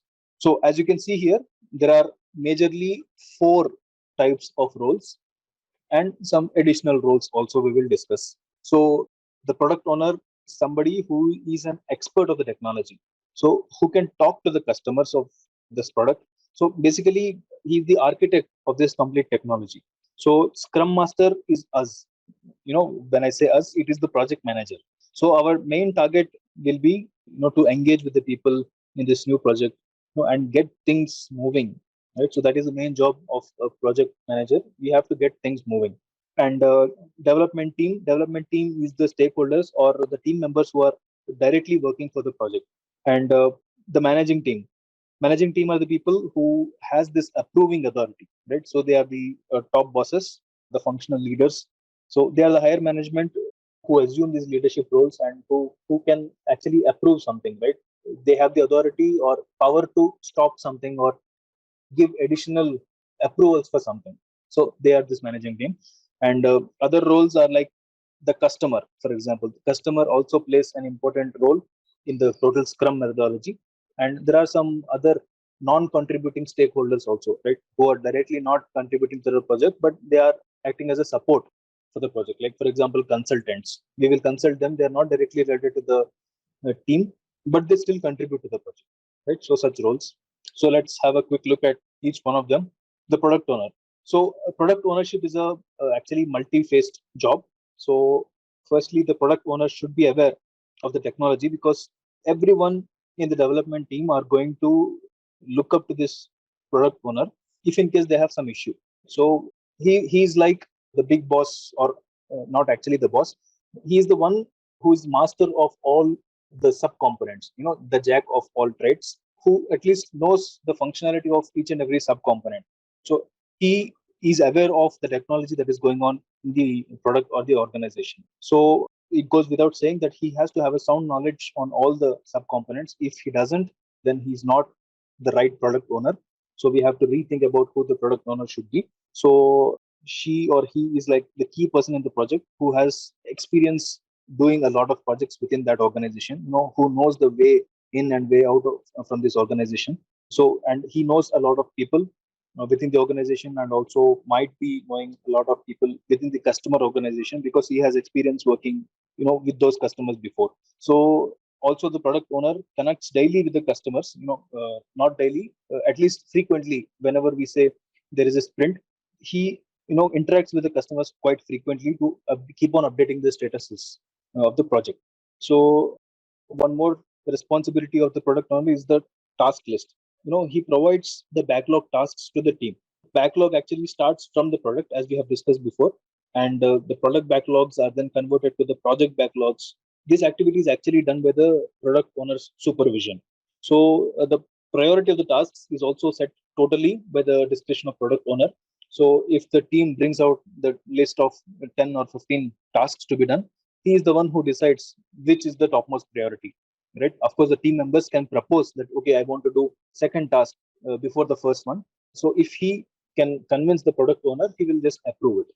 So ultimately, the final decision on whether the task is on the priority, or the final decision on whether the task is complete, or as we discussed, done. So that done stamp is given by this product owner. And when we say delegation, he has the authority to delegate these tasks to the team members. In most of the cases, the tasks are related to multiple commodities within the product. So if in case some special task has come, for example, so let's say a new concept we have to work on. So the product owner, he has the authority of assigning who has to do this task. We have, let's say, 9 key team members.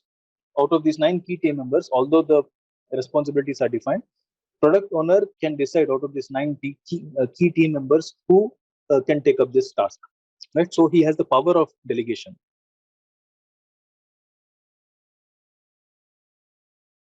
Okay, let's understand who the Scrum Master is.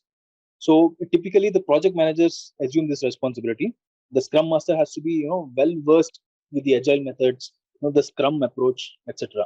The Scrum Master, also he understands the blockers for the team, because he understands this from the Scrum meetings that he arranges, and he works on removing these obstacles one by one. He may have to speak with multiple parties, as I told before, and he can do it very easily because he has this level of influence over the power, right? A project manager has contacts in the top management also. We have understood the influence of a project manager. So because he's quite influential, he can, he is capable of removing these impediments and moving the tasks ahead. So we have learned how he facilitates multiple meetings here. So different 3 or 4 meetings that we discussed, the Scrum Master is the owner of those meetings, or the facilitator, or the host of these meetings. The product owner, he is also responsible to answer the Scrum Master. So although we know that product owner is a expert in his own field, but when it comes to project updates, even product owner has to answer to the Scrum Master. So Scrum Master is basically the project owner. So he will be questioned if something goes wrong in the project. And when we talk about questioning, when Scrum Master takes a decision, even a CEO cannot alter it. So he is that powerful. He has sole responsibility to decide about what is going to happen within that sprint. Moving on, next thing is the Scrum development team. This is not a single team. When I say single team, this is not just the purchase team. This is not just the logistics team. This is not just the production team or quality team.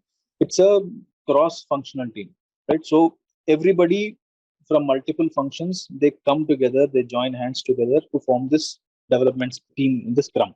So we have seen so far in the examples that we have quoted before, stating how some of the stakeholders get quite busy. So in this Scrum methodology, this is not so much encouraged, right? So the multiple projects handled by one single stakeholder, that still happens in the organizations, but preferably not, right? So the Scrum recommends that the stakeholder has to work only on one project and not on the second one. So what is this Bruce Tuckman model? I have included only this model because in every exam that we see, we will get at least one question about this Bruce-Tuckman model, a very important model for the exam. So at least one question, please expect even in the exam to come. So what happens here? We have 5 stages of a team, because we are talking about the development team here. We have 5 stages of a team in this Bruce-Tuckman model. What are those 5 stages? First stage is the forming stage. I will just use the initials. So what happens in the forming stage is this is a very early stage of the team, right? So this is a stage of formation where people are very new to each other. There may not be so many disputes between each team. So that is the forming stage, and then comes the storming stage. What happens in the storming stage? People are fighting for power. So because the leadership within the team, who has to listen to whom? The fight for the power, that is actually seen here, about different working differences, some decision differences because of different cultures, or maybe R&D team tries to influence the purchase team, or the purchase team tries to influence the R&D team. So such storms keep happening in this stage. So this is called the storming stage. And then there is norming stage. I'm representing it with N. Norming stage, this is when the things start to settle down. What happens here is, after the storming, the people within the team, they start understanding each other. The differences are cleared out, and then they understand each other's working styles. So the fights are all calmed down, and then there is a harmony, growing. It is still not found, but it is growing within the team. And then the next stage is a performing stage. So what happens here? This is like the peak stage of the project, where there is nice harmony between the team members. So everybody is happy or understanding about the decisions about each other. If a production team says something, the quality team totally accepts this, because they understand that the production team has said something with a prior experience, because they know each other now. So that stage of the team is performing stage. So if in case one of the key members here is no longer in the project, so or a new team member has been added, or somebody has left the organization and there is a void, so in these cases the cycle is again repeated back to the storming stage. So any disturbance in the performing stage, this is very, very important. This you might also attract some questions here. So if any disturbance happens within the performing team, then this performing team is immediately converted to the storming team, not the norming team. Keep that in mind. So again, from the storming team, it will again become norming and then performing. So is this all? No. We have one more stage called adjourning. So what is this adjourning? It's like a stage where the project is closed for XYZ reasons. It could be also a successful closure or unsuccessful closure. So in this case, whatever the team that we have decided here at the stage of forming, that gets totally dissolved, right? So the team no longer exists anymore. So that is called the adjourning stage. So this is this Bruce-Tuckman model. So there will definitely be so many questions about this. Like they will quote an example about the behavior of a team. Like they say, so many people in the team are frequently fighting.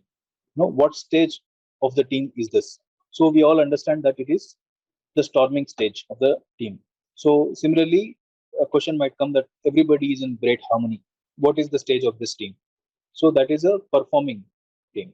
So such questions are very, very common. So just understand this. Moving, managing team and other roles.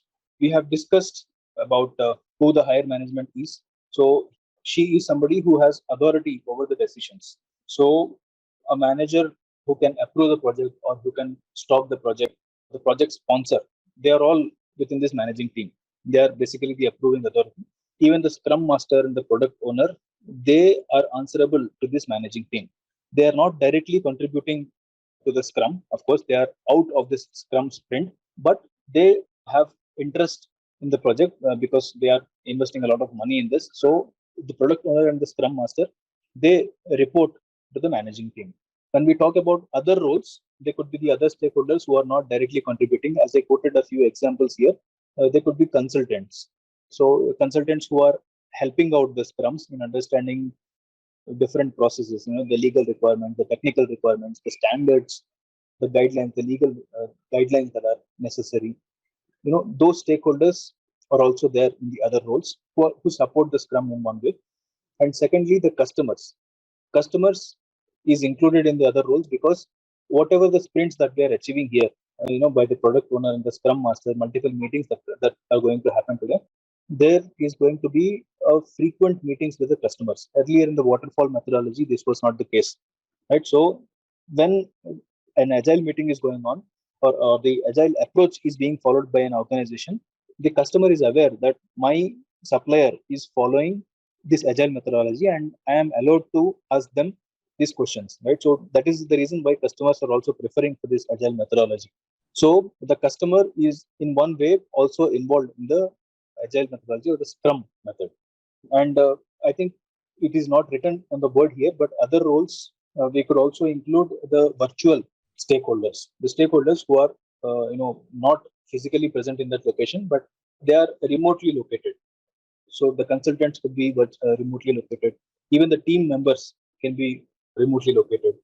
We cannot disregard the virtual team members now with the work from home becoming more and more prominent.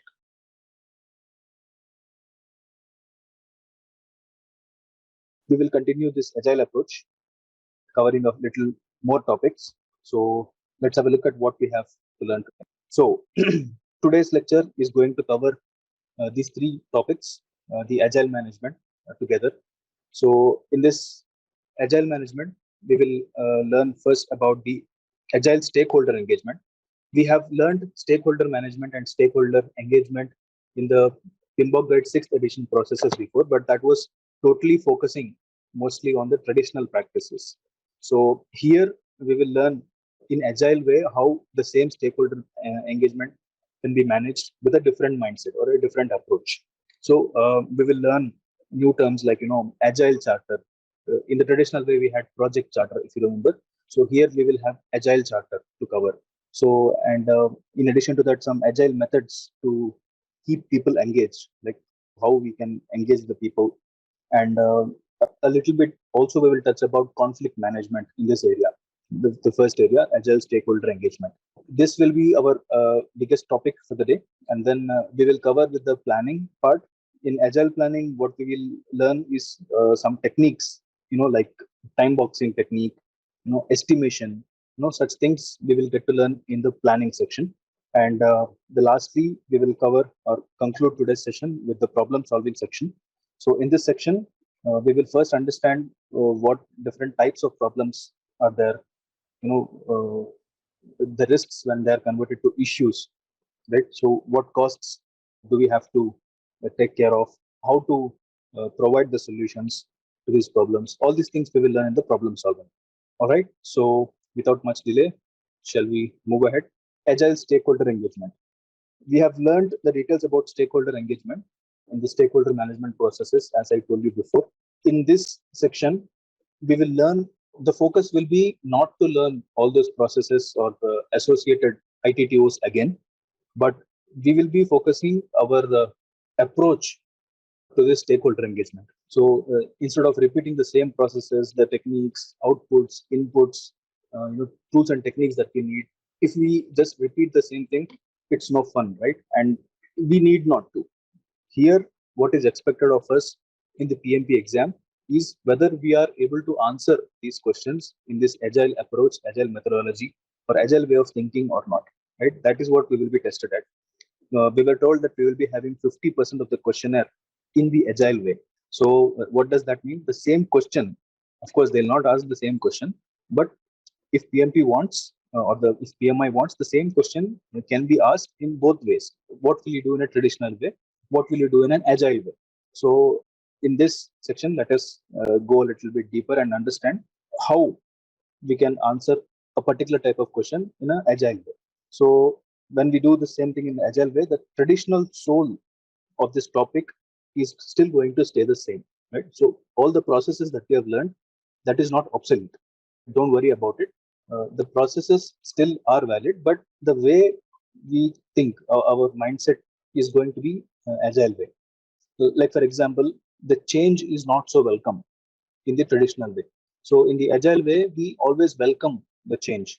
So let's have a look in depth about what we can learn in this section.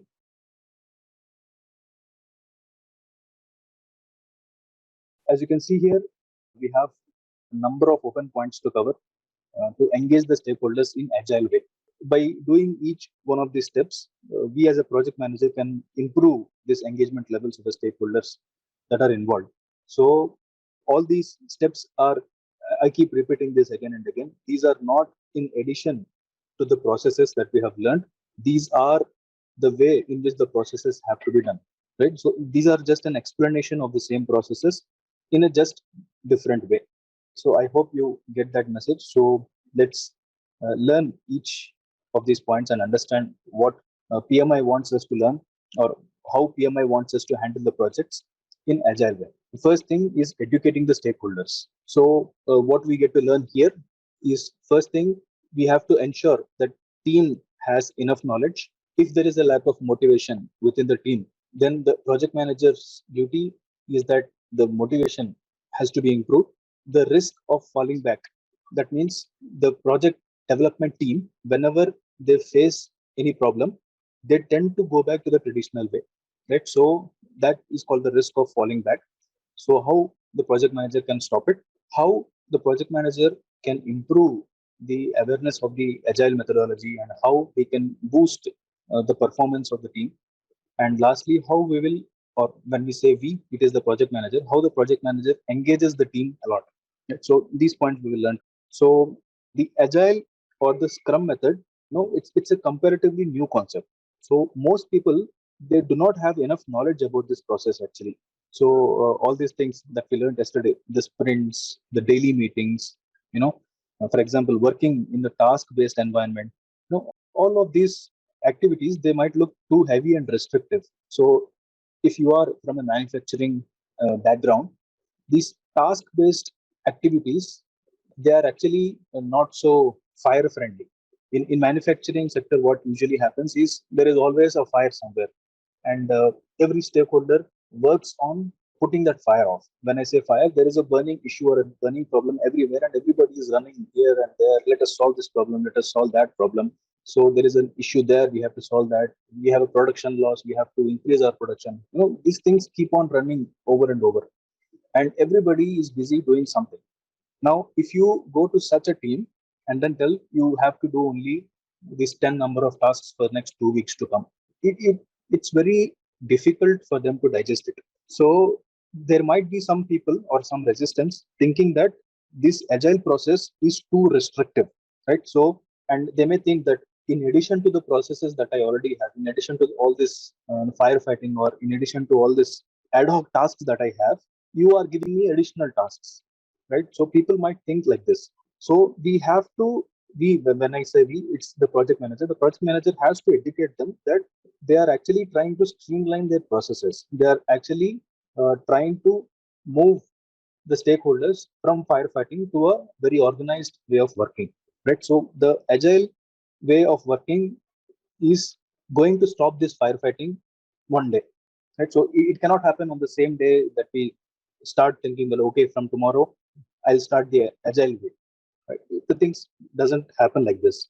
So what happens is, the stakeholders from the development, let's take an example, they are not so motivated to follow this agile way. For example, take the case of a product owner. What should a product owner do? He should first list down all the product backlogs, and then from the product backlogs, each backlog, he has to create a project backlog. From this list of backlogs from the project, he has to prioritize the tasks, right? So it's a heavy job, it's a time taking job. And if the product owner is quite busy with the same project but doing some other activity and not doing this prioritization, then the things that should happen in the sprint, they will never happen. So that's just an example, but all the activities, for example, the scrum master, if he doesn't organize the daily meetings, if he doesn't organize the sprint review meetings or retrospective meetings, the sprint will never happen. So all this is happening because there is a lack of knowledge within the team.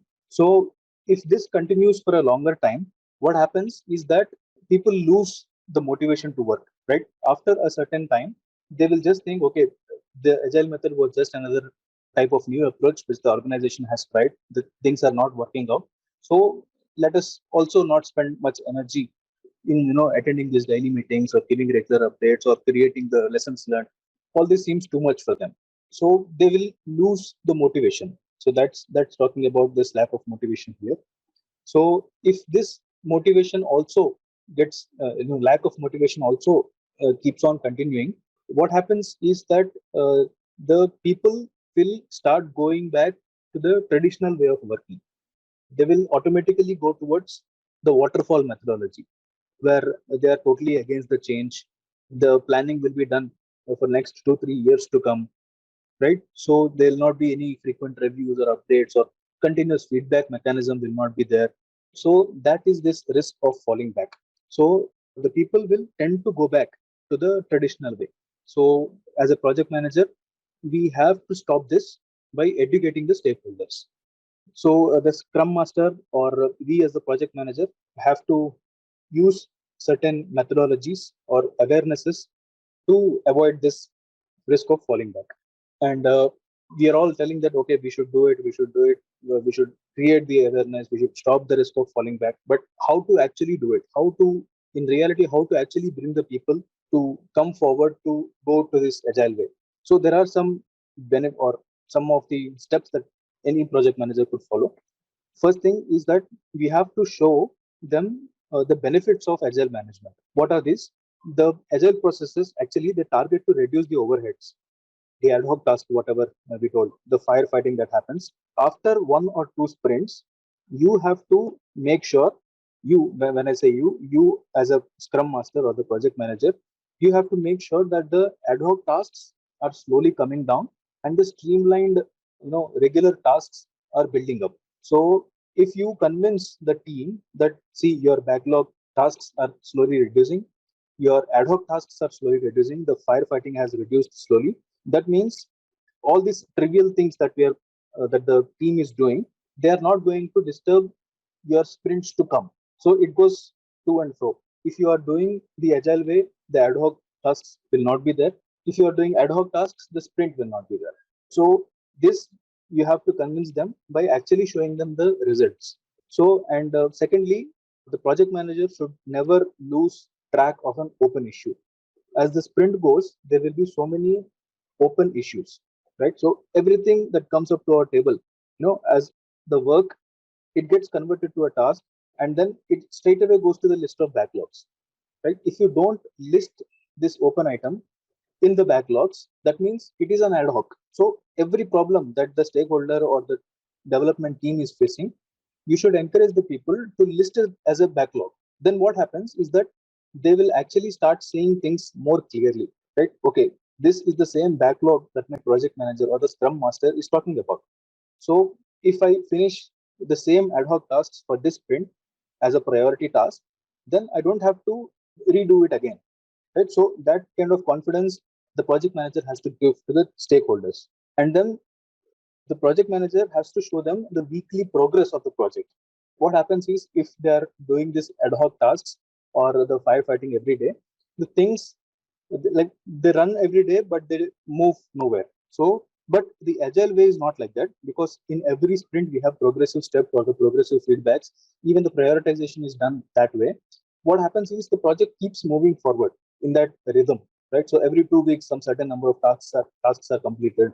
The work slowly starts going down, the scope gets more and more clear, right? So all these benefits, the little benefits, the quick wins, we have to, we as a project manager have to show to the development team or any other stakeholder that, see, because of your agile way of working, 30% of the work is already complete, or 40%, 50% of the work is complete. Such statuses the scrum master has to regularly keep on updating to the stakeholders, right? So if you do these activities, stakeholders are going to get educated and they'll be motivated for, they'll come forward to work in this agile way.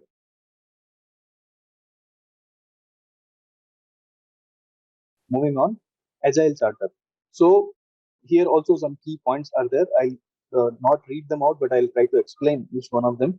So similar to the project charter, the agile charter is also created, right? So this is not an addition to the project charter. So there are no two charters here. It is either the project charter in a traditional way or an agile charter in the agile way. So it all depends on the organization. If the organization is still following the waterfall methodology or just the traditional way of working, they don't do this agile charter. So the project charter is just a name, or agile charter is just a name. Don't get confused. The content within the charter is still the same. So what is the little change that we can see is the authorization to work in the agile way, right? So in the traditional project charter, there is no specification that you have to work in the agile way or not. It's just a project charter. But in the agile charter, you define all these roles and responsibilities. How do we differentiate agile charter with the project charter is that there will be a scrum identified, there will be a product owner identified, there will be a development team identified. So that is this next step, who is who. There will be clear identification of roles and responsibilities within this project charter.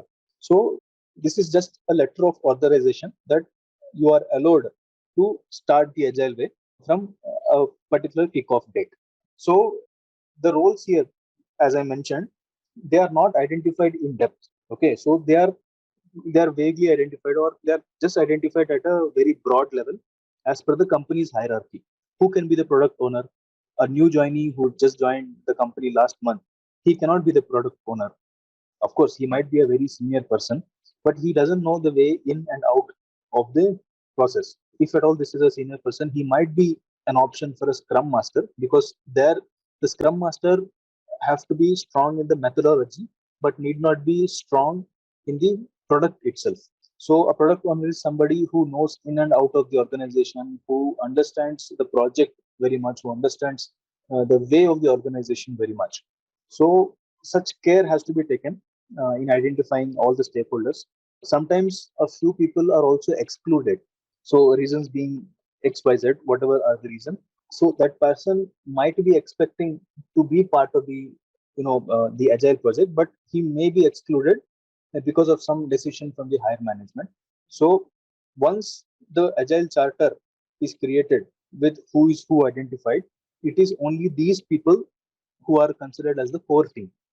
We have learned about what a core team is yesterday. Who are the core team? First, the scrum master. Second, the product owner. Third, the development team. That's it. Only these three characters, or these three persons are the core team. Only they run the scrum, or they run the agile project. So project is also outlined. We skip that part. So what happens here is, this document basically it outlines the total project goals, and the responsible stakeholders are also identified here. What is expected of the project, that is given. You have learned the project charter, right? There is nothing much detail there. It is just a single document, which is a letter of authorization. Right? So only basic and broad and vague things are mentioned here. But of course, who is the most important part that we should focus on. Moving on, agile models to understand the definition of done. We have understood what DOD is yesterday, right? DOD is nothing but definition of done, right? So we learned, or we touched upon this a bit very briefly yesterday. So what is this? This definition of done, it's a clear definition, or explanation of what the seller or buyer mean by the word done, or in other words complete. But we don't use the word complete. The agile way is asking us as a project manager to use the word done only. So what happens is that at the end of the project, or at the end of the sprint, all those deliverables that we have targeted, they'll be listed, and then the customer evaluates all these list of completed items or done items at the end of each sprint. If the customer wishes that he participates in each sprint meeting, then he is totally allowed to do so. Right? But this doesn't usually happen because the customer is busy doing his own level of works. So, but he's allowed to. So, if a seller or the stakeholder from the seller organization writes something as done against one of the tasks, the receiver or the buyer also should agree that this deliverable is done. If this kind of understanding is not there between both parties, then there are going to be a lot of disputes. So when closing these tasks, it is possible that one or two of these requirements started by the customer, they are closed or achieved, and the stakeholders are going to always tag it as completed or done. So this done is only from one perspective. So the perspective of the stakeholder who finished that job. No, but the end customer, we never know whether he's going to accept this or not. Right. So we don't have to do this for each and every task, because there are thousands and thousands of tasks done to complete a project. So the main important key deliverables which are pending for review, only they are reviewed usually by the stakeholder or the customer. So there the agreement becomes more and more important. So be sure about this. There will be a formal agreement between both the parties. This is pre-decided actually, right? So the seller and the buyer, much before the task or the bigger deliverable is actually executed or delivered, there will be a formal agreement about how the output of the project should be there, how it is going to be there. So if the customer agrees for this proposal, right? So you might ask a question: when the task is not complete, how do we know how it is going to look like? Right. So, for example, we are building a house, right? So we never know what is the final shape of the house, but we can do a plan of the house, right? A drawing of the house. The drawing need not be detailed, or at least how the shape is going to look like, right? So this kind of vague idea has to be given to them, and then as and when the project progresses, the vague idea starts to become slowly detailed. Even these detailed expressions have to be, keep on, we as a project manager, we have to keep on sending it to the customer and then keep on taking continuous feedback from the customer. That's what we mean by continuous feedback.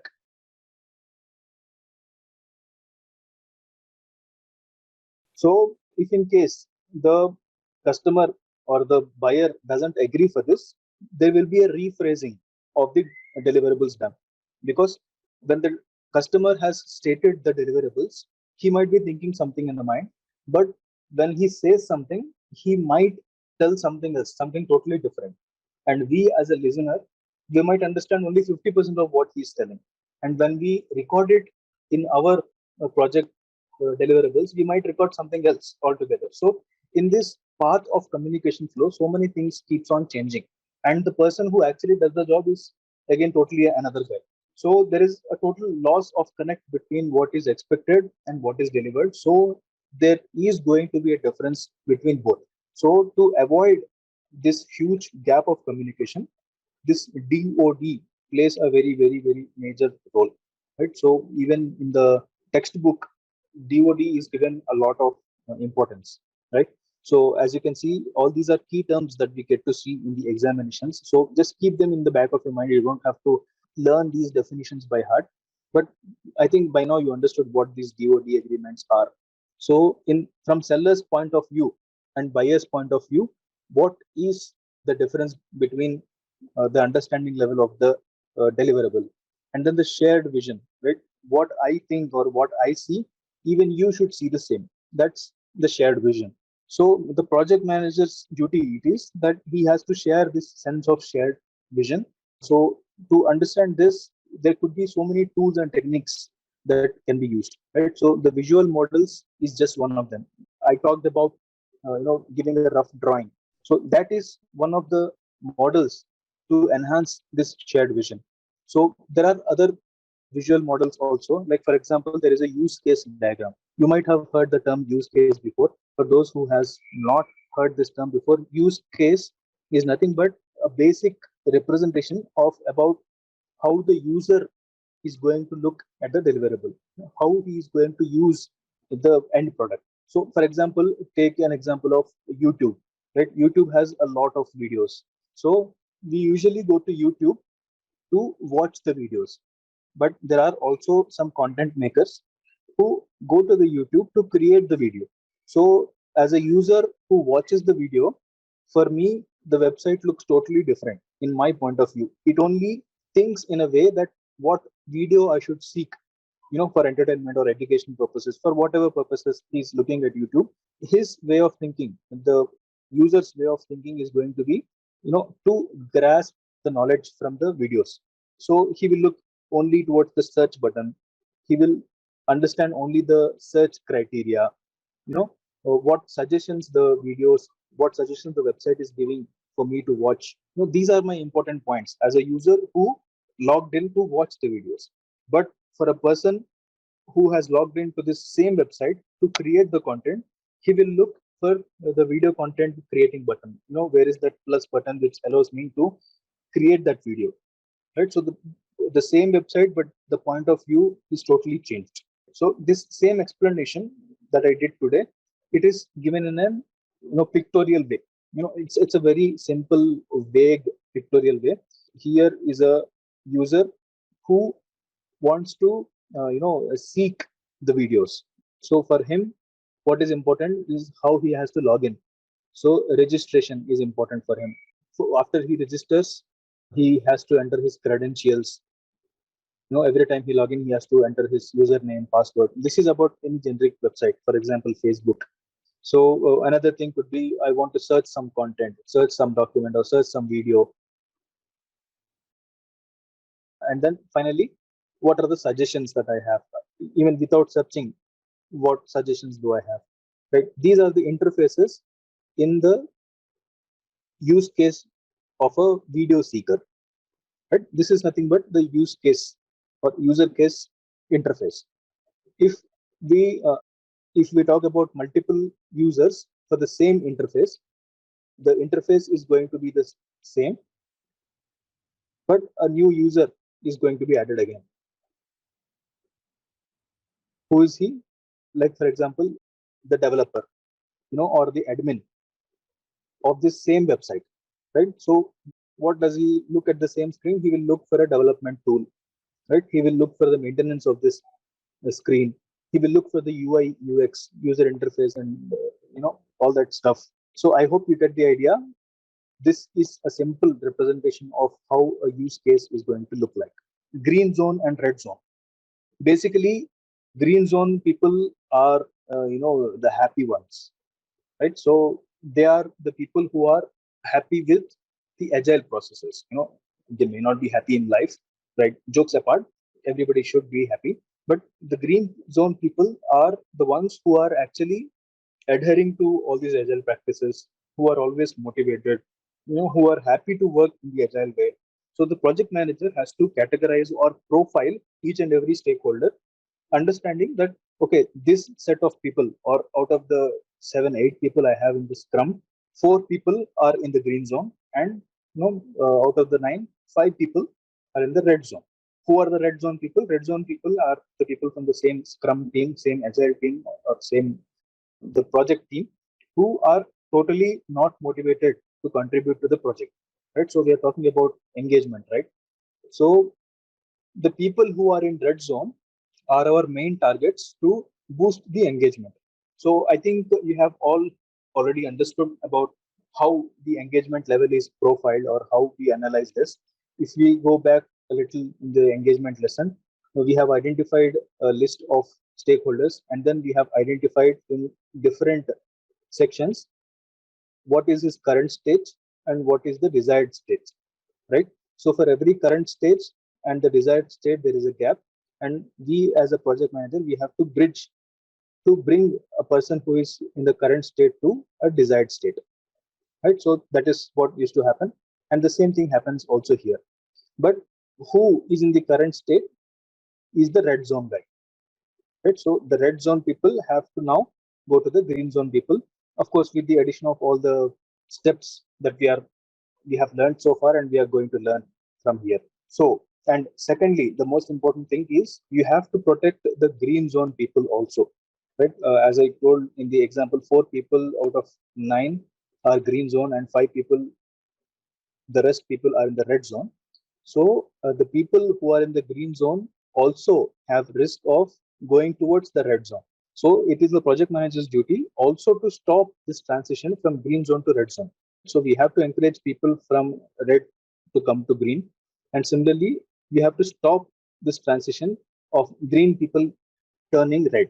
So if we focus more on the agile way of working, what red zone actually is defined is like red zone people Of course, I mentioned here that they are not motivated and unhappy, but these are not just the two attributes that the red zone people has. So if we read it out from the textbook, the red zone people blame others for everything. They respond quite defensively every time. They feel threatened. Red zone people, they always trigger the defensiveness. They don't focus on the long term advantage. They just focus on the short term advantage. They don't listen quite effectively. They always communicate high level of in disapproval mode. And so all these things are attributes for the red zone people. Similarly, for the green zone people, who are these are the people who take the responsibility. They come forward to take the responsibility. They don't defend when a new task is assigned to them. They are always thinking about long term goals and short term goals both. They always welcome feedback. They listen to everybody. Always, they are good listeners. They use persuasion rather than force to get things done. So these are the few attributes that you should keep it in the back of your mind when we say green zone people or red zone people. These are just profiling that the stakeholder or the scrum master is doing to boost the stakeholder engagement.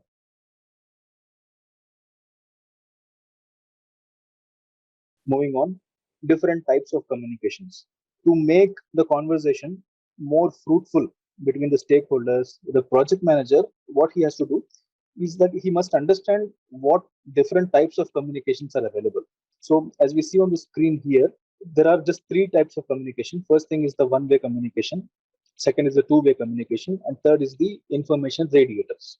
I think we have touched a bit about what this one-way communication is and what two-way communication is, but just for the people who have not seen the videos before, one-way communication, it's nothing but the knowledge sharing, the status updates, the project requirement updates, or the lectures. Some consultants are there to provide knowledge transfer sessions. So the communication here is always one way. There is one speaker, giving away information to one or more listeners. So the two-way communication is when both the parties act as sender and receiver. Right? One person sends some information and second person responds to that information. Right? Some email exchanges, for example. These are the types of two-way communications. Or in the brainstorming sessions or in the technical discussions, the communication goes both ways. Right? So this is not just flow of information in one direction, but two directions. They are the two-way communications. So the more focus has to be now given to the information radiators. What are these information radiators? This is a new term which we have not learned so far. So just learn it for the sake of exam at least. Also important as a project manager, if you want to succeed as a project manager, information radiators are a great tool, a visual representation which is displayed either physically or digitally. The main target of these information radiators is to distribute the knowledge, give away knowledge transfer for free. Of course, nothing is for free, but it's like even if somebody has not asked for this information, just by looking at these information radiators, the conversation about that topic starts happening. What can be the example? For example, you are creating a smartwatch, right? So all the visual features, all the technical details of this smartwatch, if they are displayed on a huge life-size chart and they are displayed on a huge, beautiful beam in one of your office.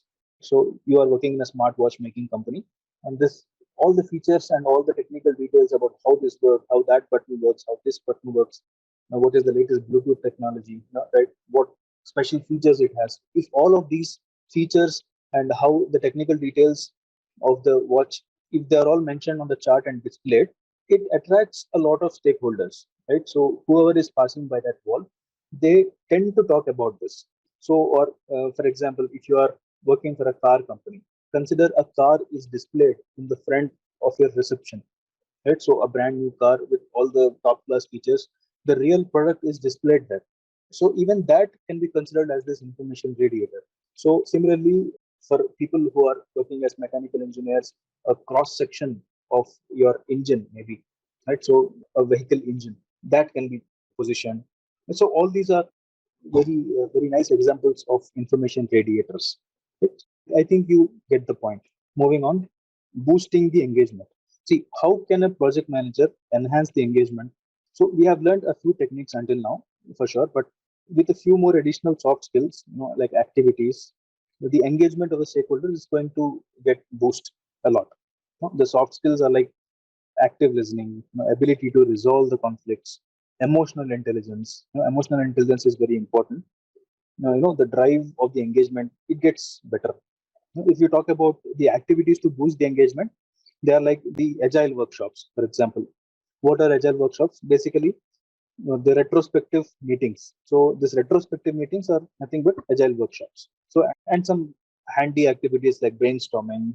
All these help as booster activities. Okay, moving on.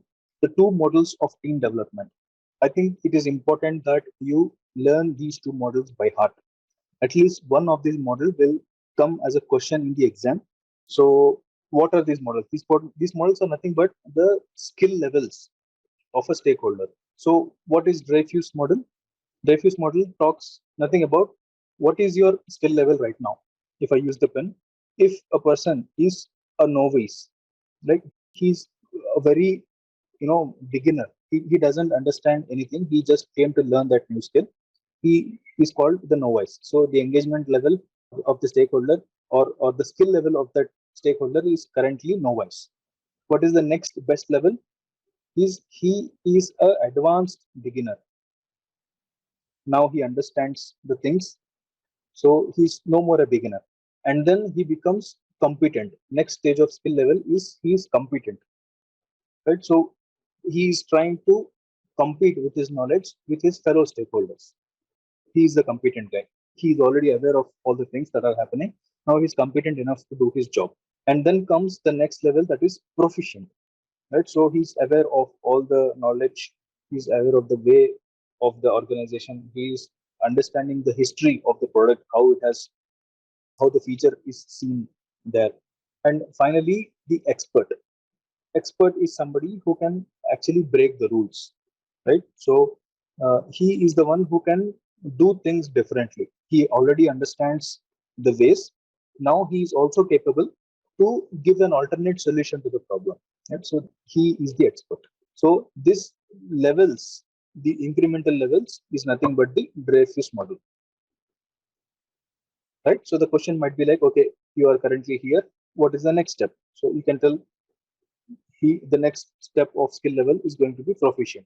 So just an example, if you talk about Shu Ha Ri model, what is it? Shu means a person who is always obeying the rules, right? So he's a new guy, he's always obedient, and he always obeys everybody around him, and he obeys the rules of the game. Ha is a stage where he slowly starts to move away from all these rules and guidelines because he is now expert. Things starts to come to him automatically. He doesn't have to follow that particular process. When I say move away from the rules, don't misunderstand me in a negative way. He or she, they are actually trying to do things automatically. They don't have to think before you drive. Consider an expert driver, right? So as an expert driver, she doesn't have to think, okay, now I have to shift to a second gear or a third gear. They directly, involuntarily, the hand goes towards the shift lever, and then the car moves ahead in that particular speed. Similarly, re is finding your own routes. Remember, we talked about Dreyfus model, and he's an expert. So re can also be a similar explanation of the same. All right, I think with that said, we are closing this topic. I know this was a long topic, but it was important because we have to set the agile way of understanding. So I think you have learned something new here.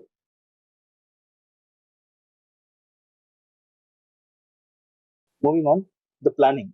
So in this section, what happens is, let's understand how the planning is done in the agile approach. So we all know the key difference between the traditional planning and the agile planning. The main difference is that the traditional waterfall method, they plan for very long durations, which cannot be easily envisioned. So Agile doesn't do that. What it does is it does the planning multiple times, in increments based on the feedback that it gets from the sprints. It plans again, and then it plans again. All these things happen in small improving steps. So let's get in depth and understand what we are going to learn here. So formally, how to define a plan in the Agile approach. So first is that the Agile plan is usually trial and error, right? So we don't know what happens after 4 weeks of sprint. So we go ahead and do the plan. We finish the set of activities, and then if this set of activities is not actually helping or actually not moving forward to complete the bigger goal, then the plan is corrected again, and then the reprioritization of the tasks is done. Right? So that is nothing but the trial and error. When we attribute the same to the iterative method, we all know that it is a rolling wave, right? So we have a first wave and then a small wave which talks about daily scrum, right? So and again this cycle repeats after 2 weeks, right? So this is first week, and then a second week scrum happens, and then the third week another scrum happens, right? So all these are iterative items, right? So that is how we have to plan. So and again it has to be progressive or incremental. Whenever we plan, it should not be the same thing we are repeating over and over. We should not run in cycles. So the plan has to be a progressive plan and an incremental plan. The next step is what we should have for the next sprint, right? So don't repeat the same step. And most important thing is that it has to be for shorter duration, because we humans are not capable to envision what happens after 5 years or after 6 years, right? So only great people can do that. Of course, we can hope for the best, but what actually or exactly happens after 3 years or 4 years, nobody can actually predict. Right? We cannot even predict what happens in the next 1 hour. So a lot of uncertainty is there. So as short as possible, the plan has to be in a shorter duration. I think you get the point. And then adaptive based on customer feedback. What it means is that when a customer gives a feedback that something is not defined properly or something is not as per his expectation, the project manager or the complete agile team has to be ready to adapt to that new deliverable. And that is basically all the sprint is about, right? So we do a little progress about the complete project, and then we show it to the customer, and then he says, no, this is not what I was expecting, please change it, right? So if this feedback is received at the very beginning of the stage, only these 2 weeks work is affected. So imagine the complete project being affected versus only the 2 weeks work getting affected. So this is an important feature of the planning. So it has to be always adaptive, and it has to be based on the customer feedback. Moving on, salient features. So these are something which are very important items to consider for planning of the agile sprint. Now, what happens here is the sprint tasks or the backlog tasks, they are considered for to do, right, based on the priority of the project. We discussed this many times.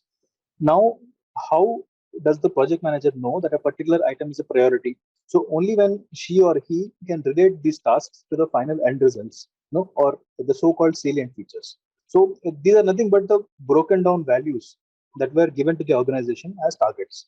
So it is important that the features of the end product, they are displayed to the customer, so that the customer gets a fair idea about what he is going to get at the end of a hustle. So sometimes the customer might reject the final result of the project because of his expectations were something else. So during the planning itself, if we envision the values of the product that and what they are going to offer, if we share it with the customer, much in advance, much ahead, the expectations will be set between both the parties. So that's what this is all about. I think we discussed this in the DOD. So now how and what to put in the plan, right? So let's understand this a bit. The agile estimation theory, right? So estimation of work. So what does it talk about? This is nothing but we have to define who should estimate the work, right? So is it the product owner? Is it the project sponsor? Is it the customer? Who should actually estimate the total amount of work? That is the estimation plan. That is one of the component of this estimate. And what methods are there to help with the estimation? Are we working in incremental method or are we working in iterative method? Remember, these both are agile methods, right? So what is the rationale behind this estimate? We have given the work estimate that okay, these are the tasks that we have to do and why we have to do it. So the rationale behind the estimates have to be mentioned. When should we actually estimate this, right? So should we do it today for the coming sprint, or should we do it after 4 or 5 sprints are done? Right? So that sort of planning has to be there. So when we talk about time limit, we need to define the time limit in a sectors or sections only. We discussed that the sprint is going to last from 2 to 4 weeks, right? 4 weeks is the maximum we can do. So what happens here is we are time boxing the activity. So this is the theory of time boxing. The sprint itself is a box of time. So everything that has to happen should happen only within these 2 weeks of time or 4 weeks of time, right? So everything beyond that or everything before that, it doesn't matter for the people who are in that sprint run.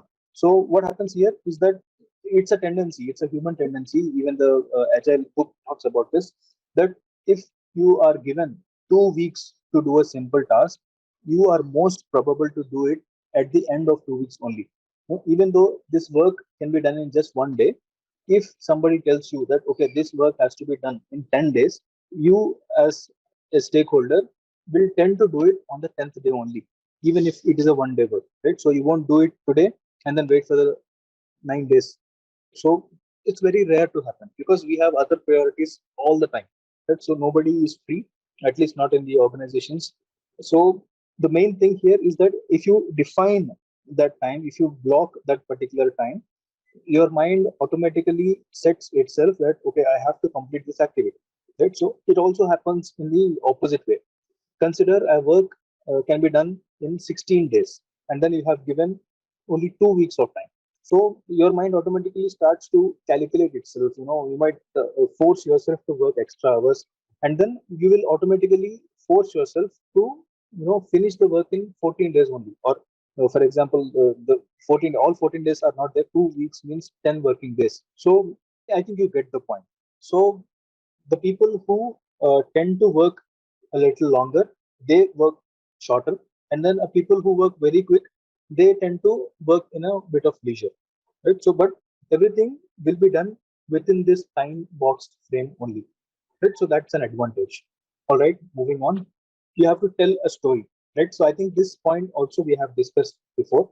What happens is at the end of each sprint, you have to write the comments, or how the story has evolved, right? How the task has been closed, starting from the day that was assigned to you to the day that you have closed it. You keep on adding the comments, whatever value you add to the task, you keep on adding. Okay, today I have talked with my counterpart, right? So today this impediment was removed by my scrum, right? So today there was a budget requirement and then it was approved by somebody, and then that is how I am able to achieve this task, right? So this kind of small steps keeps on getting added to these tasks, and that's how a story is formed, right? So, and these stories are or should be recorded for both closed tasks and also blocked tasks, right? So that a person who looks at the task, a blocked task, understands what is the main reason behind the task getting blocked. So when we talk about lessons learned, everything that we tell as a story, that becomes a lessons learned for the future generations, or even for you. If you are working in the organization long enough and you want to refer to a task that was done 5 years before, if you followed this storytelling method of the task, if you record everything that you do in the task, that means you get an easy reference to this task, right? And this is recorded and available for us to revisit for any amount of time to come. So things gone wrong and things gone right. TGW means things gone wrong and things gone right. They are recorded and understood with this lessons learned. And of course, project management information system (PMIS), it helps us a lot, in recording all these stories, right? So if you are writing all these things in a physical pen, in a book with the help of a pen, these are probably going to get lost, right? So it is better to use the electronic media to write all these stories. So who does this planning actually? The product owner, he is the one who actually grabs all the backlog tasks. Development team, they contribute in bringing the backlogs, right? So they have so many ad hoc tasks. So every ad hoc task comes in the sprint meeting, and then it will be discussed in the sprint meeting, and then the scrum master approves these backlogs to be to do tasks. So that's all about planning.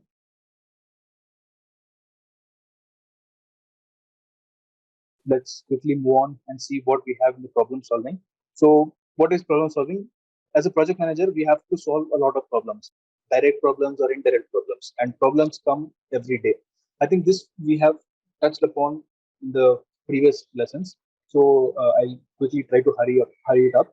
So the direct problems, what are these direct problems? The problems that you as a project manager has direct influence over. So the direct impediments. Consider when a development team comes to you, in one of the sprints saying that, hey, Scrum Master, I have an impediment in one of the tasks. Please help me remove it.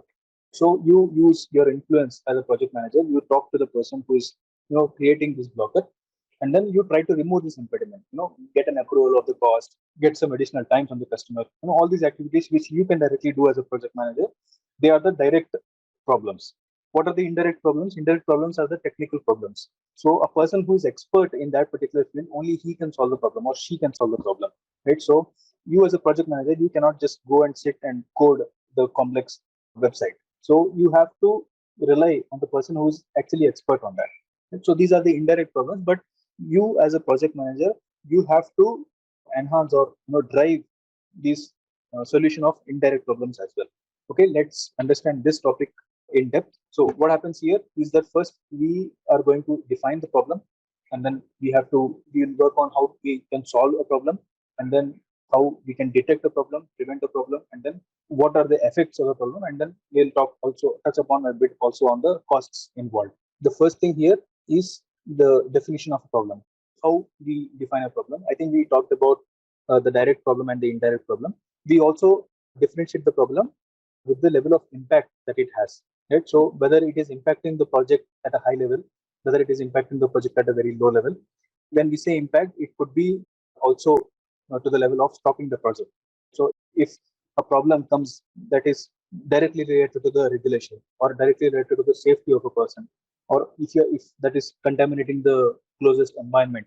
But so all these are very high impact problems, and it might be very costlier for us to solve. And then the ease of fixation. Right? So we can define or differentiate the problems at the level of ease of fixation, whether it is easy to solve, can we solve it in just one day with using minimum resources. Right? So there are easy problems, there are difficult problems to fix. And then the number of problems, right? So if in case of a mass production, there might be a problem which is seen in most of the production lot. So, or there might be a problem which is just seen in one or two of the parts. Right? So that is about the high frequency and the low frequency. Here we are talking about the solving part, solving of the problem. So what happens here is that we have multiple QC tools.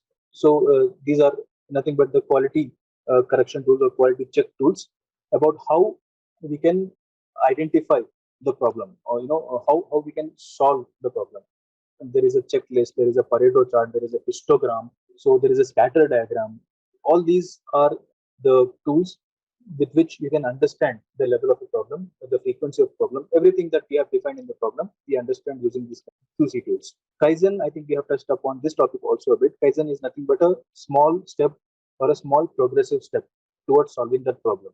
Kappa is nothing but corrective action and preventive action, right? So what happens is you have a problem, and you do not give a permanent solution, or you cannot give a permanent solution at that instant. So what they do is first they do a corrective action, right? So immediate corrective action. Sometimes they also call it ICA, that is the immediate corrective action.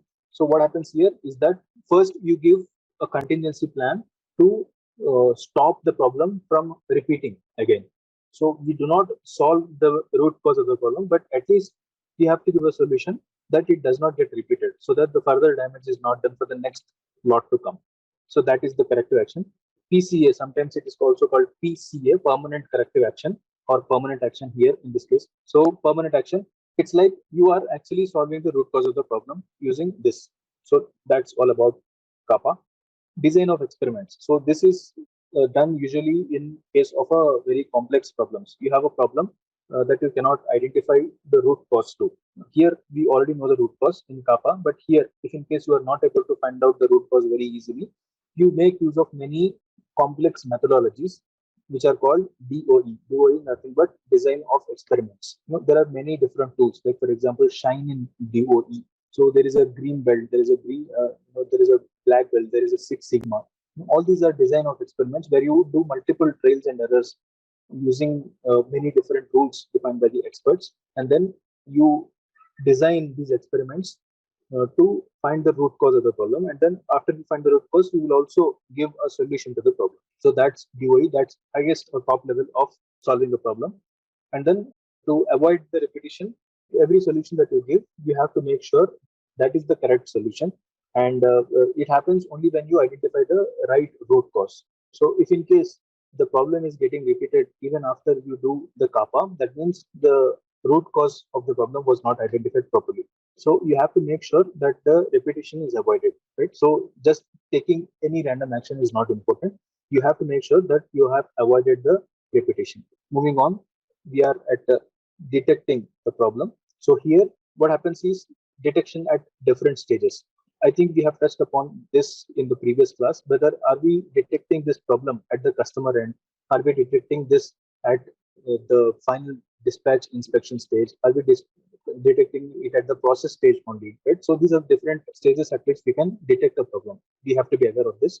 And then multiple detection techniques can be used. So detection techniques is like, are you only displaying something and you are not warning the end user? So that is a level of detection. So it's like when you install a mechanism, is it only giving you a warning which the end user is never seeing? Like for example, again you are driving the car and your radiator is not working properly, and then your engine starts heating up. Right. So this heating has to be understood to the user. So a blinking warning is shown on his dashboard. So this is nothing but warning. Feedback could be something a little more than a warning. It's like you are given tone, right? A beeping tone that the radiator has heated up. So again, alarm is usually given at the manufacturing level. So on a production line, if something goes wrong, a fire alarm breaks out. So that is also one of the detection levels. And then to prevent the further damage, all these detection levels that we have done, there will also be a system that will stop further damage. Like for example, consider the electric circuit. If something goes wrong, first thing is that it shows that something is wrong by tripping the main, right? So the main trips whenever there is a short circuit. So this is to stop the further damage. So this kind of feedback mechanism, it stops or prevents the further damage. So next thing is prevention, preventing the problem. So at the time of quality check, if you are preventing a problem, that is one level. And then if you are preventing the problem at the process stage by using some POK-IOK methods, that is one problem, one level of prevention. And then the best level of protection prevention is the prevention at the design level itself. Right? So in the design itself, you design the product so strongly that the problem is never going to occur. Right? So these are the three levels in which you can prevent the problem. So, and next step is the effect analysis. So what is this? It's like the problem when it arrived, what is it going to affect? Is it going to, this is nothing but the impact. I think we have learned that in the defining the problem, the impact, the level of impact. It's like, is my problem going to affect my next step only? If a problem arises on my production line at one particular stage, is it affecting the complete product or is it only affecting my next process to happen? Like for example, you are bolting two mechanical components, and then the thread of one of the component is not working properly. That means in the next step you cannot bolt it, right? So it is only affecting the next step, and then the next steps to come further, of course. So second level of effect could be the function, right? So if my feature is problematic, is it going to affect my complete performance or not? So that is the performance level. And last thing is, or the worst thing is that whether it is affecting the safety of my customer or whether it is violating any regulation. So that's about different effects. Cost. I think I have shown it in the very first slide. Cost. The cost of problem solving. See, I think this step was also discussed in our previous classes. It's about when a problem is occurring, the organization goes forward, and then the problem or the root cause is agreed that it happened because of the organization. They will either bear the repair costs or they will bear the replacement costs. So, and then in addition to these costs, the cost spent to identify the root cause, the cost spent to implement the corrective action for this root cause, and then the cost spent to installing all these detection and the prevention methods. All this is a cost of quality. This cost of quality, this cost of solving the problem is much, much cheaper than the cost of poor quality, right? So we discussed about the safety regulations. If in case some safety issue happens, like when you're constructing a bridge, if the bridge is not built safe enough, and if a number of lives are lost because of this, that cost is much worse than the cost of repairing that bridge. So we have to understand and be aware of the costs always.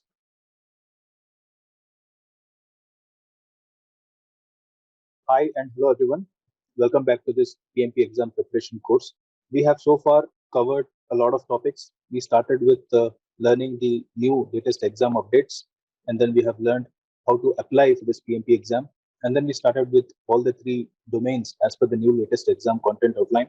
And then we have learned the 10 knowledge areas from the PMBOK Guide 6th edition, where we have covered 49 different processes. So what we are going to learn, let's go ahead and search. See, the project manager's mindset.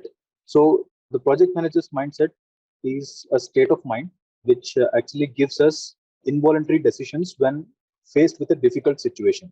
This is not a born talent, but a skill which can be developed by learning and understanding the ethics. Being agile is more important actually than doing agile. So we are going to learn all these professional ethics, and after that we'll be learning how to acknowledge this agile mindset. When we have learned the agile processes, we must have observed that we have not learned anything new. We have learned all those 49 processes, and agile mindset just tells us how to do the same things in a agile way. So what happens here in professional ethics? First, we will be learning about four ethical values. There are majorly four ethical values that are defined by the PMI. So we learn all this four, and then we have in agile mindset section where we will first understand how to form this agile mindset, and then we'll understand the key differences between the knowledge areas. So a knowledge area when done in a traditional way, how it looks, and then the same knowledge area when done in an agile way, how it looks.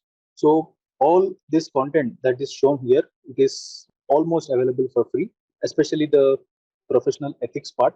You can download it for free from pmi.org website, because this is ethics and it is totally based on some values and principles. We cannot actually change it. So that is the reason why I have copied the same content from that website, which is available for free for your reference. Please go through that website, pmi.org, and then you can search for professional ethics or code of conduct, and then you'll find this link for free, and it's quite easily searchable.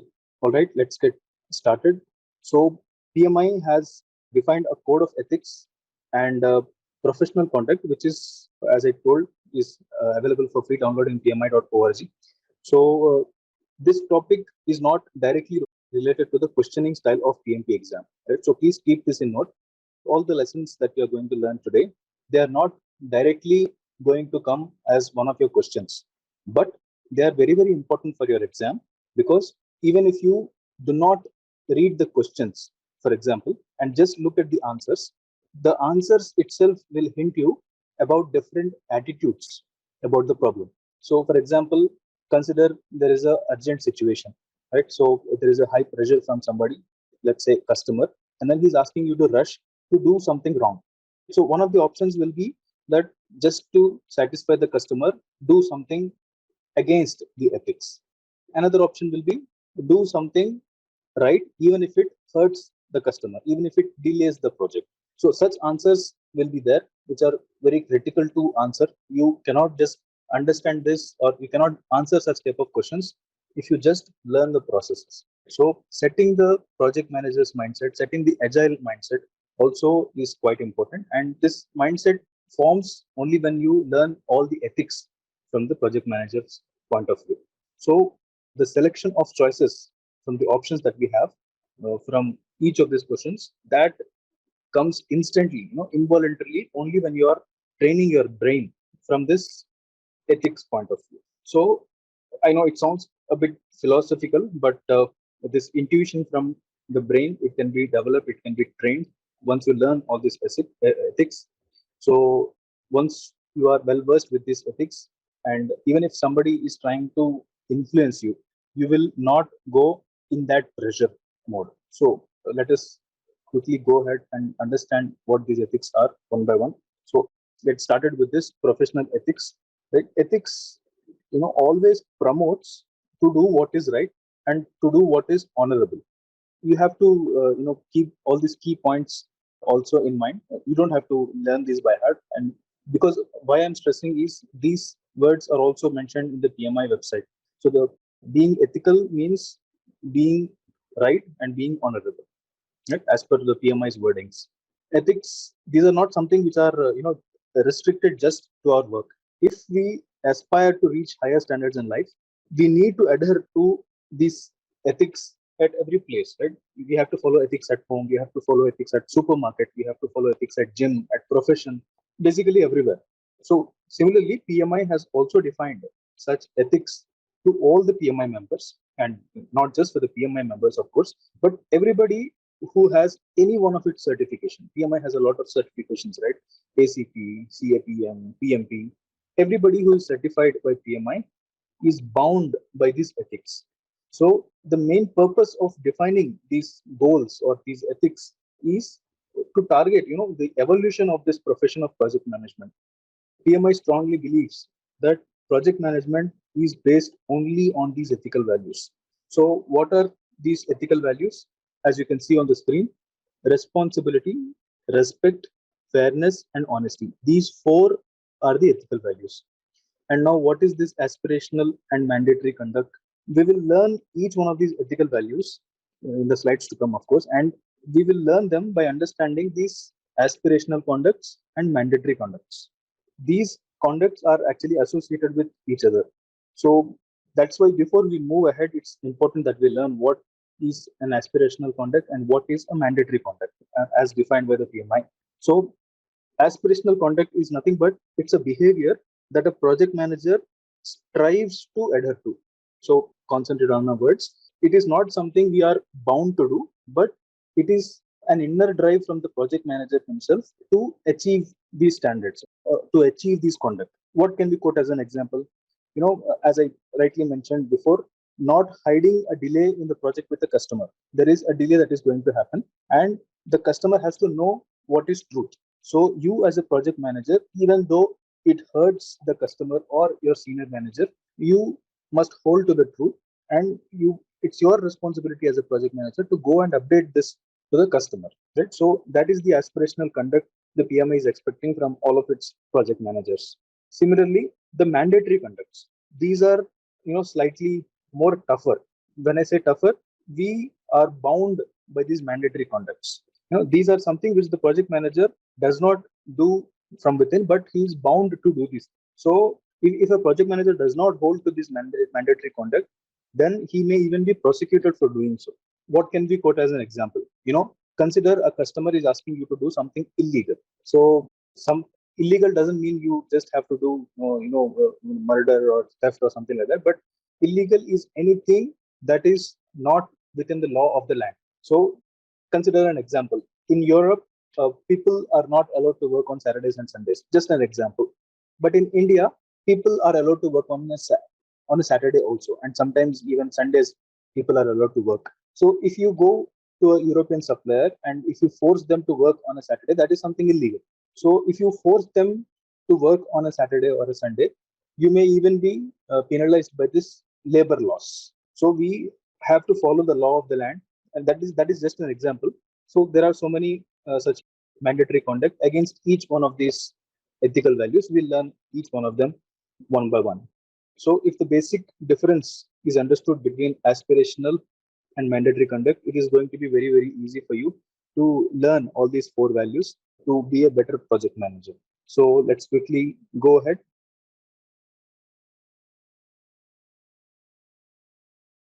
Responsibility. As you can see here, these are the aspirational conducts that are referred by the PMI in its website in the Professional Code of Conduct. You can download it for free, as I mentioned. And similarly, these are all the mandatory conducts. So when I read out each and everything, it will be too lame for you to understand. But I had to paste this because these are something which I cannot modify. So it is important that you learn this as they are. So, but the explanation wise, you can understand some random points. Like for example, this one, aspirational conduct for the responsibility. Let's choose some random value. Let's choose this. That is, we accept only those assignments that are consistent with our background, experience, skills, and qualifications. So what happens here is where developmental or assignments are quite stretched, right? So we have to ensure that all the key stakeholders, they receive timely and complete information. So if there are any gaps, we should tell them. If there is any delay, we should tell them. So every stakeholder must be informed well in the decisions. So that's about this point. So similarly, what can we talk about? We can talk about we report unethical behavior or illegal conduct. You can see here, we report unethical behavior or illegal conduct to appropriate management and, if necessary, to those affected by this conduct. So what happens here is these provisions, they have quite severe or implications. These are something which we do not engage in any sort of illegal behavior. So when I say illegal behavior, you should not promote thought, theft. You should not promote fraud. You should not promote the corruption. So in any illegal or slander or libel activities as stressed by the PMI code, we as a project manager should avoid getting engaged in such unethical and illegal conducts. Moving on, respect. What does respect mean? Having respect means having a very high regard to somebody. So as a project manager, we need to show that it is first we have to respect ourselves, and also we have to respect the others. When I say others, it includes people, the physical resources. You are working on a machine which could be like a 1 million worth. So right, so we have to be showing respect from within to this machine as well. We have to respect the environment. When I say environment, we have to make sure as a project manager that by the chemicals that I am releasing from my production, I'm not harming my environment. So, and the money that is within our power, we have to respect the money, right? So this money is a hard-earned money by somebody, of course, and then this money can add a lot of value for something. So we have to acknowledge this. We have to respect the money, and of course, we have to respect the time. We have to respect the opinion. So everything that is within your bounds, you have to cultivate the habit of respecting it. When you respect something, what happens is you gain trust from the stakeholders. So when you are respecting somebody's opinion, somebody said differently than all other group. If you respect their opinion and understand their perspective, their point of view, we will be gaining that person's trust. Especially this happens in a diversified environment. So let's have a quick look at what aspirational conduct and mandatory conducts that there are, which are related to this respect. So even here, if we focus about each and every point, it's going to take some extra time, but I'll quickly read this out. So as an aspirational conduct, we first have to inform ourselves about the norms and the customs of others and avoid engaging in behaviors that they might consider as disrespectful. Similarly, another aspirational conduct for the respect is that we are going to listen to others' point of view, seeking to understand them. Similarly, another one would be we approach directly those persons with whom we have a conflict or disagreement.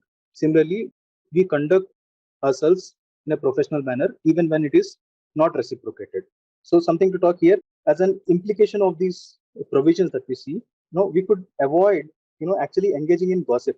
So we can avoid making negative remarks, negative comments, demean somebody, undermine somebody's reputation. So we, as a project manager, we are bound by this duty to also stop somebody who is getting involved in such behavior. Right. So respect that comes from within. So those are these behaviors. So similarly, when we talk about mandatory, that we are bound to do so, we have to negotiate in good faith, and we do not exercise the power of our expertise or position to influence the decisions or actions of others in order to benefit personally at their expense. We do not act in abusive manner towards others. We respect the property rights of others. So I have not modified any wording here, again in respect to the PMI's guidelines. So have a look at it also in the website. It's a quite simple page. Moving on, fairness. Fairness is acting without partiality. So we as a project manager, we must make sure that there is no favorism, right? There are no favorites in the group. No, every decision that you're going to take must be totally unbiased. You should not favor somebody because he's your friend. So there may be so many friends in your organization because you might have worked for a longer time You might have seen so many ups and downs with that person. But even in that kind of bonding, if somebody is going against the ethics of the program management or the project management, you have to stop them, and you have to only take those fair decisions. So what are the aspirational conducts that are related to the fairness? First, we demonstrate the transparency in our decision making process, and then we constantly re-examine our impartiality and objectivity, taking corrective action as appropriate. We provide equal access to information to those who are authorized to have that information. We make opportunities equally available to qualified candidates. So when we say we constantly re-examine our impartiality or objectivity, what do we mean? Is that we have to actually research with the practitioner, and when I say research, it must be on the subject of conflict. I know that it's quite a challenging job that the project managers quite often face. That one of the biggest problems is not recognizing when we have a conflict. We will not even understand that there is a conflict going on between two parties. So it is our duty to first identify whether the environment is conflict free, and then start acting on it. So similarly, when we talk about when we make opportunities equally available to qualified candidates, what do we mean is that in case of contracting agreement, we have to provide information accessible to everybody who's involved in the process. So we cannot hide some information to some category. Everybody who's related to that role.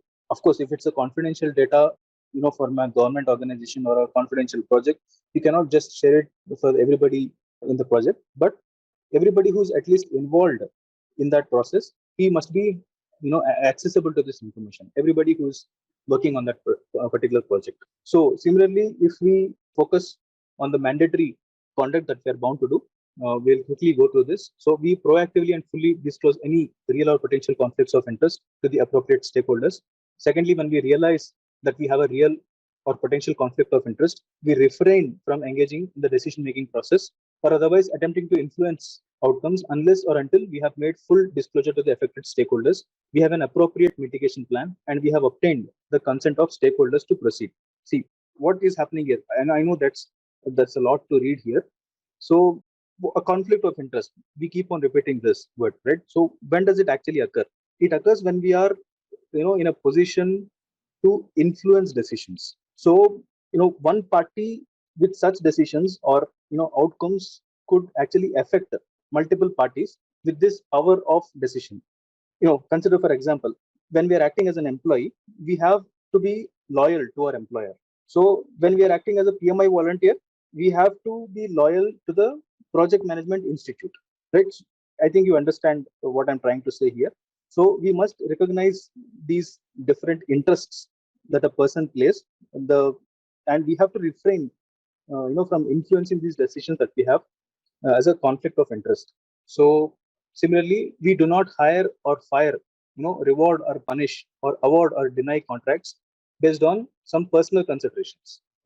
They include, but of course, they are not limited to favorism, nepotism, or bribery. Similarly, we do not discriminate against others based on, but again, not limited to gender, race, age, religion, disability, nationality, or sexual orientation. And the last point here is that we apply the rules of the organization, employer, project management institute, or other group without favoritism or prejudice.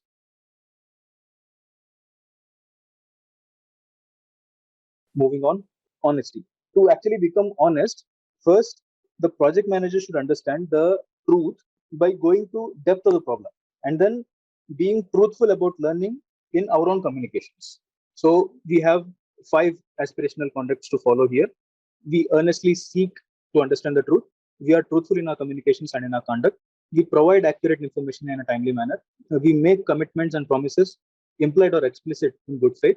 We strive to create an environment in which others feel safe to tell the truth. So here also there is one catch. When we say we provide accurate information in a timely manner, what do we mean? Is that an implication of these provisions could be that we take appropriate steps to make sure the information that we are basing on is quite reliable, accurate, and timely. So it includes you have to have courage to share bad news also. And similarly, we have mandatory conducts where we do not engage in or condone behavior that is designed to deceive others. So, including again, but not limited to making misleading or false statements, stating half truths, providing information out of the context, or withholding information that, if known, would render our statements as misleading or incomplete. So, similarly, we do not engage in the dishonest behavior with the intention of personal gain or at the expense of others. So, I think that's about it. I think the professional ethics based on the aspirational and mandatory conducts are well understood. It comes with practice based. This is not something that you should learn by heart. This is something you should practice a lot about. So, with a lot of understanding of these values, these things should come, by your heart without a second thought. So, again, do not expect any questions directly. What are the first aspirational conduct of honesty? No such questions is going to come here. These are only to set your mindset. So learn these things and then answer your exam with the help of these mindsets. Moving on, agile mindset. Let's see what we have to learn here. The agile mindset, it's broadly based on these 12 guiding principles first, based on which we have four agile values designed, which we will learn in the coming slides. And then our agile mindset is properly formed. So I think we have touched upon the agile values before. So I'll just give you a summary just in a little while. But these 12 guiding principles that we see, we have not touched upon before. But it is important that you learn these to form that agile mindset. Let's quickly hover through what these guiding principles are. Again, here also I have not modified any of these guiding principles because as a project manager, we are not allowed to do so. These learning principles, they are designed based on or after so many discussions with multiple experts from multiple countries who came forward and then decided this. So just forward through them. You don't have to learn these things by heart, but read them as they are. Right? Do not modify these things because these are the principles upon which many values are based. And then upon these values, again, the mindset is formed. So the first guiding principle that we see is that our first or highest priority must be to satisfy the customer through early and continuous delivery of valuable software. Here, do not get confused with the software. These guiding principles, I think I have told you about this before. In 2001, the Agile practice has started and it was designed focusing on the IT sector only. And then slowly it got started getting absorbed and getting adopted by some other companies as well. So that is the reason why we see the word software here. You can replace this word in your understanding by any product or any result that comes as an output from your organization. So moving on, the second guiding principle is that welcome changing requirements even when we are late in the development process. Agile processes harness change for the customer's competitive advantage. So I think this is self-understanding. When you use agile processes, this adds up to the advantage in the competition. Right? So that is the guiding principle that we must hold on to. Moving on, deliver working software frequently from a couple of weeks to couple of months with a preference to the shorter time scale. So always have to give preference to the shorter time scale. The longer process is good to have the, envision something, aspire something to become 5 years from now or 10 years from now, that's good. But it's not that good for planning because it's not so accurate, right? So all those things are imaginary things that we aspire to do, that we wish to do. But when we talk about the project, we have to be short, we have to be concise, and we have to be very accurate. And accuracy comes when you plan for a shorter period of time. And again, another catch, please do not confuse yourself with the software here. Here you can replace this with deliver working output. Any output. When I say output, it could be product, result, or a process. Moving on to the next principle, business people and developers must work together daily throughout the project. Right? So the stress here is about the daily part. Right? So we have Scrum meetings, we have daily Scrum meeting, we have weekly Agile meetings, we have bi-weekly retrospective meeting considering 2 weeks of sprint. Right? So this daily sprint is actually the most important part in the complete sprint. So I also, I think, talked about somebody complaining about this daily work, and the Scrum Master might be able to modify the frequency from daily to 3 times in a week. So that is all understood and agreed. But whatever frequency that we decide to, if not daily, if it is 3 times a week, you attend these meeting all the 3 times a week, because you have proposed it to be 3 times a week. So whatever is that frequency that you come across, daily updating, daily attending that process, giving or taking these daily updates is important for the agile way of working. Moving on, build projects around motivated individuals, right? So we have learned about green zone, red zone. So green zone candidates come under this motivated individuals. So that is the reason why we have to encourage more and more people, getting transferred from red zone to the green zone. So we have to give them the environment and support that they need, and trust them to get the job done. Remember, don't let the green zone people fall towards red zone people. Moving on, the sixth principle, that is the most efficient and effective method of conveying information to and within a development team is a face-to-face conversation. I know with the coming of the virtual team members more and more today, we are shifting our conversation styles or meeting styles more towards these team calls or Zoom calls. But you must have already understood this difference after working for 2 years, working from home because of the corona. The virtual way of working actually slows things down, especially when you are working in a collaborative type of environment. When I say collaborative, your work has to be done only when somebody else has finished his work. So when your work is something very dependent on somebody else's work, we always have to talk to them. So if you use the electronic media or this virtual meeting style, you have to take appointment of somebody. You don't know whether that person is free, whether that person is having some other work, some other urgent priority work. They are not readily available actually. So face-to-face conversation, not just based on the availability, but also gives us a sense of personal touch. When we look at them and we talk to them, we understand their facial expressions, we understand their body language. We can set ourselves to their own comfort and then get things done quite easily. So this agile mindset prefers that there is this face-to-face conversation a lot. Okay, moving on. Working software is the primary measure of progress. So again, do not confuse yourself with the working software. Here, what the PMI actually is trying to say is we have to show the progress in the project. So working software, that actually means that we have a working progress shown in the project. So that is our primary source of measure, not the documentation, not the emails, not the beautiful PPT, which says which shows a lot of things, but then at the end of the presentation, it just gives us no progressive status, right? So we don't want such documents. The ultimate measure of progress is going to be a working result. Moving on, eighth principle, agile processes promote sustainable development. The sponsors, the developers, and the users should be able to maintain a constant pace indefinitely. The stress here is about the constant pace. Sprint after sprint after sprint, we have a lot of sprints coming for 2 weeks, for 4 weeks, for 3 weeks, whatever was the frequency. The sprints happen continuously. Why? Because the number of tasks that we decide on a one particular sprint are to be closed in that particular sprint only. So we cannot just take away all of those tasks to the next sprint. Of course, when there is some backlog, we can constantly move that one or two backlog tasks to the next sprint. But the main target is this time boxing effect and then moving at a constant pace forward, right? And usually there is no gap between these sprints. Sprint one and sprint two, they are not 5 weeks apart or 4 weeks apart. As soon as the sprint one ends, sprint two begins. As soon as the sprint two begins, sprint three starts. As soon as the sprint two ends, sprint three starts, right? So this is a constant pace that we maintain through this agile way of working on the rolling wave methodology. But I think you get the point. Moving on.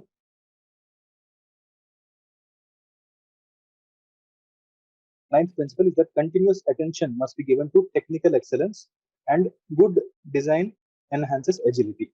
So this continuous attention, again, how do we get it? The stress here is on the continuous, that every day when we are meeting in the Scrum meetings, we are giving continuous details to the statuses.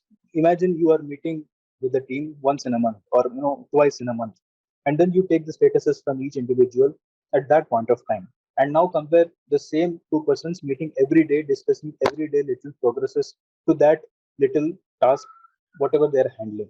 So everybody is aware of everything that is happening from every stakeholder, right? So this attention goes to those tasks every day by each and every one of the team who is contributing to the project.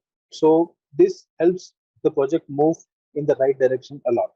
Moving on, the 10th principle is that simplicity. The art of maximizing the amount of work not done is essential. The stress here is about not done. So we might consider the people here are lazy, but we have to also acknowledge that we are lazy. The more we don't do the work, the less energy we have to spend.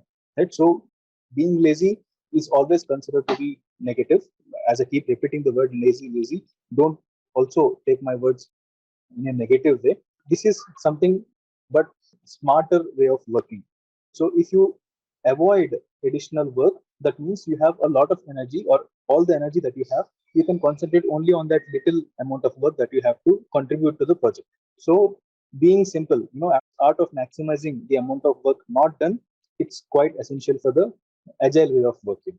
Moving on, the best architectures, requirements, and designs emerge from self-organizing teams. So what happens in a traditional way is that all the planning for the next 4 or 5 months of the project, they are actually given by these functional managers, or the project sponsors or the higher management. They decide what should happen in the project. The people who have worked in a larger organizations, they must be able to relate to me. All the instructions they keep the people get from the higher management only, or the functional managers, or the heads of the department. There is no decision making given to the ground level people, right? So the ground level people are just following the orders from their respective managers. But in case of agile mindset, what happens is, whenever we meet for a scrum meeting, you as a team member, as a valuable development team member, you bring out to the table all the tasks that you think are priority to you. So with this, what happens, everybody brings their own priorities to the table from their own points of view. So different mindsets are there, different priorities are there, different points of view are there, and everybody is coming forward contributing, saying, see, this is my priority. So that task is actually taken as to do. That means what we are doing here, we are prioritizing the requirements based on the public opinion, or the teams who are actually working at the ground level. So this is the self-organizing teams that they're talking about, and PMI always tries to promote these things. We have the last principle, that is, at regular intervals, the team reflects on how to become more effective, and then tunes and then adjusts its behavior accordingly. Here, they are talking more about the retrospective meetings, the agile meetings that we learned about in the yesterday's class. Retrospective meetings is nothing but, if any one of the project member or the team member feels that there is something wrong happening, right, or there is something unproductive going on, they can come forward and complain on this, saying that, see, we can do things differently here. And then they'll take the public opinion, and then they'll implement this change. And this implemented change is also not absolute, right? So after one sprint or two sprint, even if this new proposal stops working, they can modify it back, right? We can also go back to the original working style, or we can form a new idea altogether. So that's about this principle. So these are the 12 guiding principles upon which the four values, for the four agile values that we have learned. So for those who do not remember, here is a quick summary. The four agile values that we see here, the here, more valuable and less valuable. This is talking nothing but what we value in the agile over something which is less valuable, right? So for example, the individuals are more valuable than the tools. The interactions are more valuable than the processes, right? So similarly, responding to a change is more valuable in the agile way than following the plan. So based on these four agile values, which were, again, in principle, the result of the 12 guiding principles, are the basis for the agile mindset. So when we have adhered to these 12 guiding principles, when we have adhered to these four agile values, the agile mindset will automatically be formed. Moving on, now we will quickly hover through each knowledge area, and then we will compare how the same thing can be done in a traditional way, and how the same thing can be done in an agile way. So we'll quickly go through each one of the point. So in the traditional way, what happens is, we always have predictive approach to integrate something. Whereas in the agile mindset, we promote the iterative way of working and agile way of working to integrate something. So similarly, we allow the team members to determine how the plans and the components are going to get integrated in the agile mindset. And in the traditional mindset, the plans and the components are integrated by the higher managers. So in the agile mindset, again, the detailed product planning and the delivery is delegated to the team, whereas in the traditional mindset, the product planning is done by the functional heads. So agile mindset, we build a collaborative decision making by encouraging skills rather than some special skills. Whereas in the traditional mindset, we have learned in most of the processes that we usually go and consult one specialized expert. So before we move on to the next processes or knowledge areas, you please do not consider whatever is written on the left is wrong and whatever we have written on the right is the correct one. No, it's not like this. This is just a way of working, and this is just another approach to the same thing. So both are good for the project, but this is how some people prefer to do things. So and agile mindset is growing more and more popularity because some section of people think agile way of thinking is better than this traditional mindset. So do not confuse yourself with whatever is on the left or traditional is wrong and only the agile mindset is right. No, it's not like that. There are situations where sometimes agile doesn't work. So like for example, consider the operations management. In operations management, all the processes are quite set. So if you go and add some change to it, you might probably hit on the head by the production leader because you are changing something quite frequently. Just for the sake of laughs. The point here is that sometimes only traditional mindset is the best solution to a situation. So agile mindset is good, but not for every situation. Only when you are having quite challenging or ever changing requirements. In such dynamic environments, agile mindset works best. So with that understood, moving on to the scope.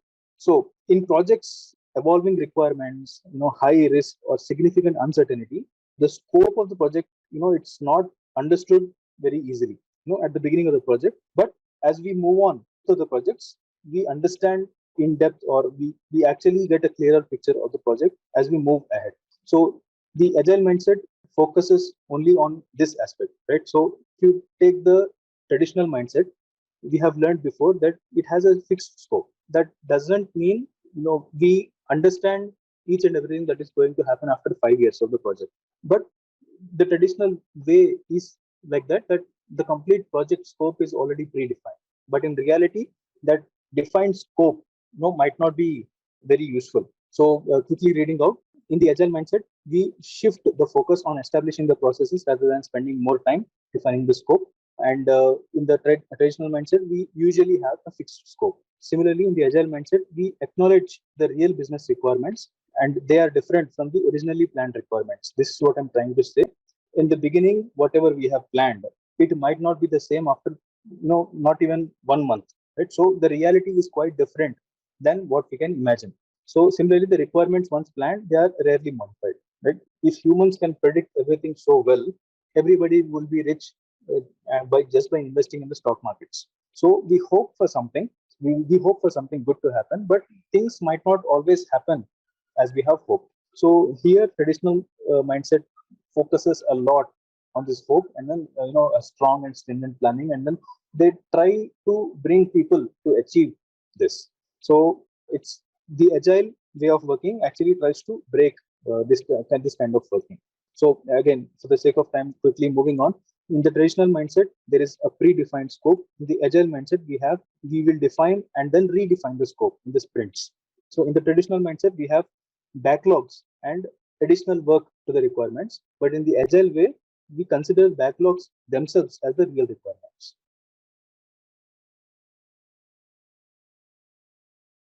Schedule management, adaptive approaches. When we say adaptive, the agile approaches, they use shorter cycles. So we don't use in agile a very long cycles. When we say shorter cycle, it could be 2 weeks sprint, 3 weeks sprint, or 4 weeks sprint. 4 weeks is just maximum 1 month. That's a short cycle considering a huge project. So in these short cycles, we undertake work, we review the results, and then we adapt as necessary. What happens here is that we get a rapid feedback. So that's about it. So we seek rapid feedback from short cycles to adapt as necessary. But what happens in the traditional mindset? The project schedule, once it is fixed, once it is approved, it is not encouraged to be modified quite easily. So similarly, in the agile mindset, sometimes even the predictive and adaptive approaches are used together.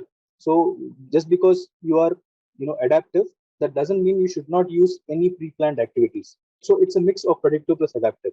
But in case of traditional mindset, only the predictive approaches are chosen. So here the adaptation rarely happens.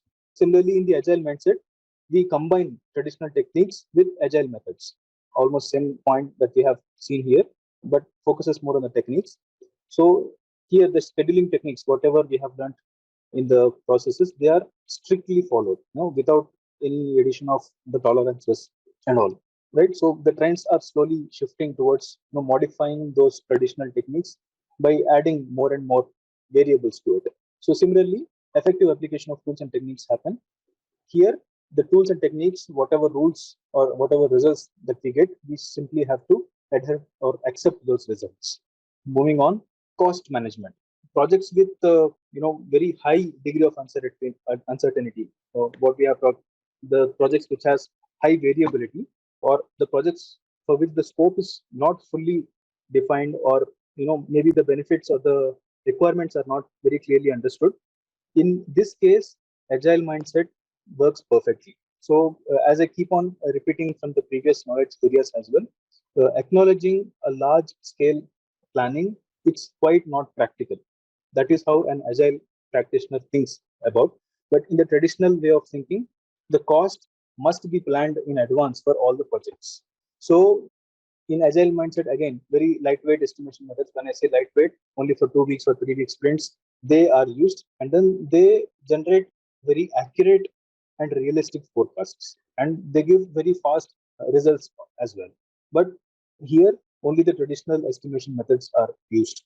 So here, for the overall project, there is a very vague type of cost estimation, but for the sprint cycle, this vagueness will be converted to detailed estimation, because we only have 2 weeks to plan. The whatever plan we have done for these 2 weeks, it's going to be quite accurate, right? So there will be no, the cost overruns are very minimal in case of agile mindset because of this work breaking down. So here the detailed estimates are done for each and every component in the very beginning of the project. So it's quite unpredictable. What happens tomorrow, we never know, right? So there might be suddenly some power outage and one of the machines stopped working suddenly. The repair costs gets added, and this we have never considered for the project costs, for example. So this traditional mindset plans for the complete product life cycle in advance, but the agile mindset tries to break this mindset. Similarly, there is a need of a lot of reserves here, because what we have seen here, we have planned for the complete overall project in the beginning, and when the project costs reach somewhere there, the actual costs go somewhere like this. So there is this gap of planned and actual. To bridge this planned and actual gap, we need that reserve costs, right? That reserve budget is needed, usually in the traditional mindset. And in agile mindset, what happens is that constrain the cost and modify the scope if necessary. In agile mindset, the same curve, whatever we have discussed, it is closer to the reality, because every now and then the planning keeps on changing in the direction of the actual costs. So we have not given that curve completely like this, or if I choose another color, instead of this traditional way of working, we will only plan the costs for 2 weeks, and then 2 weeks, and then 2 weeks, and then 2 weeks. So the curve of the actual and the planned cost, that follows almost the same path. Okay, moving on, quality management. So, in order to navigate the changes, agile methods, they call for frequent quality reviews, frequent quality checks throughout the project. They don't do the quality checks at the end of the project, right? So that's about this. So the frequently using quality checking methods throughout the project rather than at the end of the project. But here in the traditional mindset, these quality checks are done at a very set points, at usually at the project life cycle gates, or the validation plan. It is all predefined. We will be doing the quality checks only at those set points. So here, nothing is wrong, nothing is right. Again, this is just a way of working. So similarly, in the traditional mindset, we improve. When we say improve, the improvement is a change. So that only happens when there is an unavoidable problem. But in the agile mindset, we call for changes. Where do we call for changes? In the retrospection meetings. Every 2 weeks or in the middle of every sprint, there is this retrospective meeting where we assemble the people to give or asking for the changes. Please tell us what we have to change. So you can see the difference in the mindset here. Similarly, in the traditional mindset, we try to achieve consistency, by statistical process controlling. Right. So we do the process for a really long duration, and then we try to predict how my process is going to be for the next years to come. But here, the quality issues and the inconsistencies, they come out when the team works in small batches of work. When we work for 2 weeks or 3 weeks, the shorter durations, the quality issues for that particular time period are going to come up, and those inconsistencies will be solved there and then itself. Similarly, in the traditional mindset, the Kaizen is imagined or envisioned to happen in a progressive working style.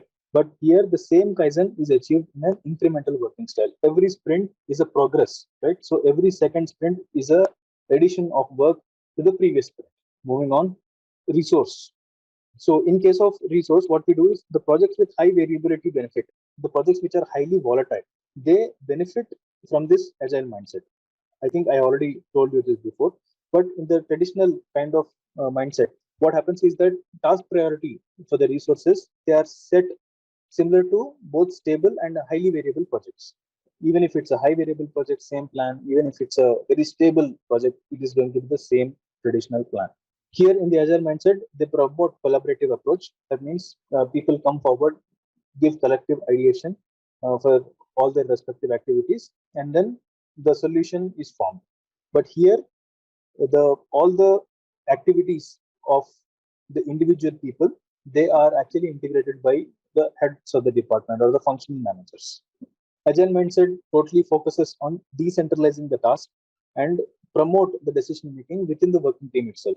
Whereas in the traditional market, these deliverables, they are listed and provided at only the set stages of the project.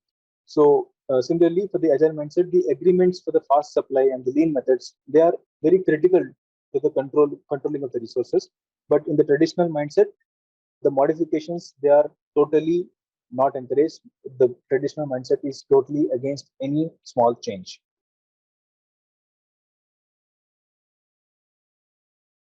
Moving on, communications. So what happens here is the frequency of the communication. We have a lot of feedback coming from the customers in case of agile mindset. So in this case, what happens? The people are motivated to come forward to listen to what my customer has to say. But here in the traditional mindset, communication is predefined in one particular forum only. Right. So the people learn about the project status only in the project status meetings or in the high level review meetings, which involves a lot of people. There is only one way communication encouraged a lot here. But in the agile mindset, in every scrum meeting or in every sprint, the customer is also allowed to come and participate. Right. So you can see the difference in the mindset here. Similarly, in the traditional mindset, the hierarchy is followed in the communications. So a project manager or the functional manager talks to the HOD, the head of the department, and then the head of the department talks to the managers, and then manager speaks to the deputy manager, deputy speaks with the associate manager speaks with the assistant manager. This very long hierarchy is followed in the communication. Because of this, there is a loss of what we want to actually deliver. And here in the agile mindset, what happens is everybody who's in the working team, they are allowed to directly speak to the product owner. Product owner is usually a senior person who has connections with all these higher managers. That means we only have to update to this product owner who's already an expert, right? Who is already a source of all the information technically, right? So we have a direct communication from a person who is expert or who is aware of all the project updates, and then the communication happens both ways. Here, as I mentioned, already covered, it flows only through desired channels. You are not allowed to speak to the functional manager of a cross-functional team. But here, it's not like that. Many people from many team members, they come forward, and then the exchange of information happens in every possible direction. Here, the flow of information is sometimes also controlled. So some people are not allowed to send emails to somebody. The design information is not accessible to the person who is doing the purchasing activity. Sometimes the purchasers don't even have access to the design tools. So there is quite restrictive control. But here, every related or every project related document is saved in a common drive, which is accessible to everybody. So there is no restriction for a R&D person to look at the quality documents or for a quality person to look at the procurement documents. Every document must be saved and stored in a transparent location. Moving on to the risk. So what happens here is when we keep on repeating about the high variability, highly dynamic environment, this actually calls for a lot of uncertainty. Lot of uncertainty means there is a lot of risk. So that is the reason the agile mindset also gives a solution to it by frequently reviewing these processes. So every 2 weeks, every 3 weeks, we have a review of the tasks that are done. But in case of traditional mindset, these reviews are not quite often seen, right? So whatever is the task that the person is assigned to, he is doing that for his lifetime, right? So there is no review mechanism happening. Of course, the review happens when we have salary hikes or something like that. But here in the agile mindset, the people have to continuously face the reviews every 2 weeks, every 3 weeks. Whenever the sprint ends, we have to answer the status of the project, why we have done something to close a task in a particular way. Right? It is all public. We have to be quite open and we have to give reason for every closure. We have to create stories, if you remember. So all these processes, what these are actually the reviews. So these reviews happen quite frequently. So in the agile mindset, the risk is controlled much better. Similarly, in the traditional mindset, the risk identification and mitigation is done in a predictive way. Whereas in the agile mindset, the cross-functional team, they propagate the knowledge from multiple points of view.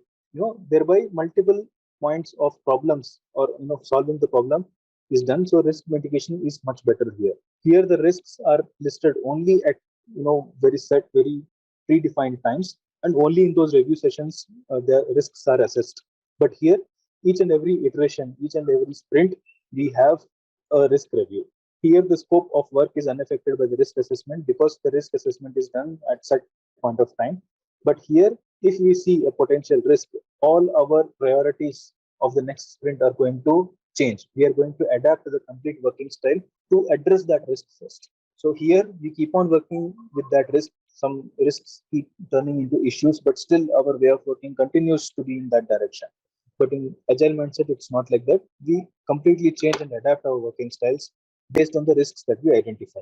Moving on, procurement. So what happens here is that in agile environments, specific sellers may be used to extend the team, right? So in the agile team meetings, the sellers are also part of the project.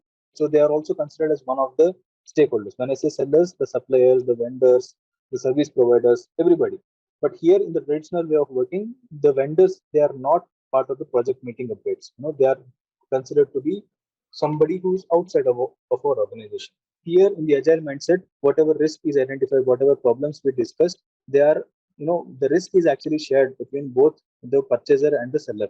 But here, when there is a problem that is related to the part, even though the buyer company is responsible for the problem, the vendors are penalized, right? When I say penalized, even when we as a buying organization accept the problem, the part sorting techniques or the correction activities, all these activities, they are thrown towards the vendor to be done.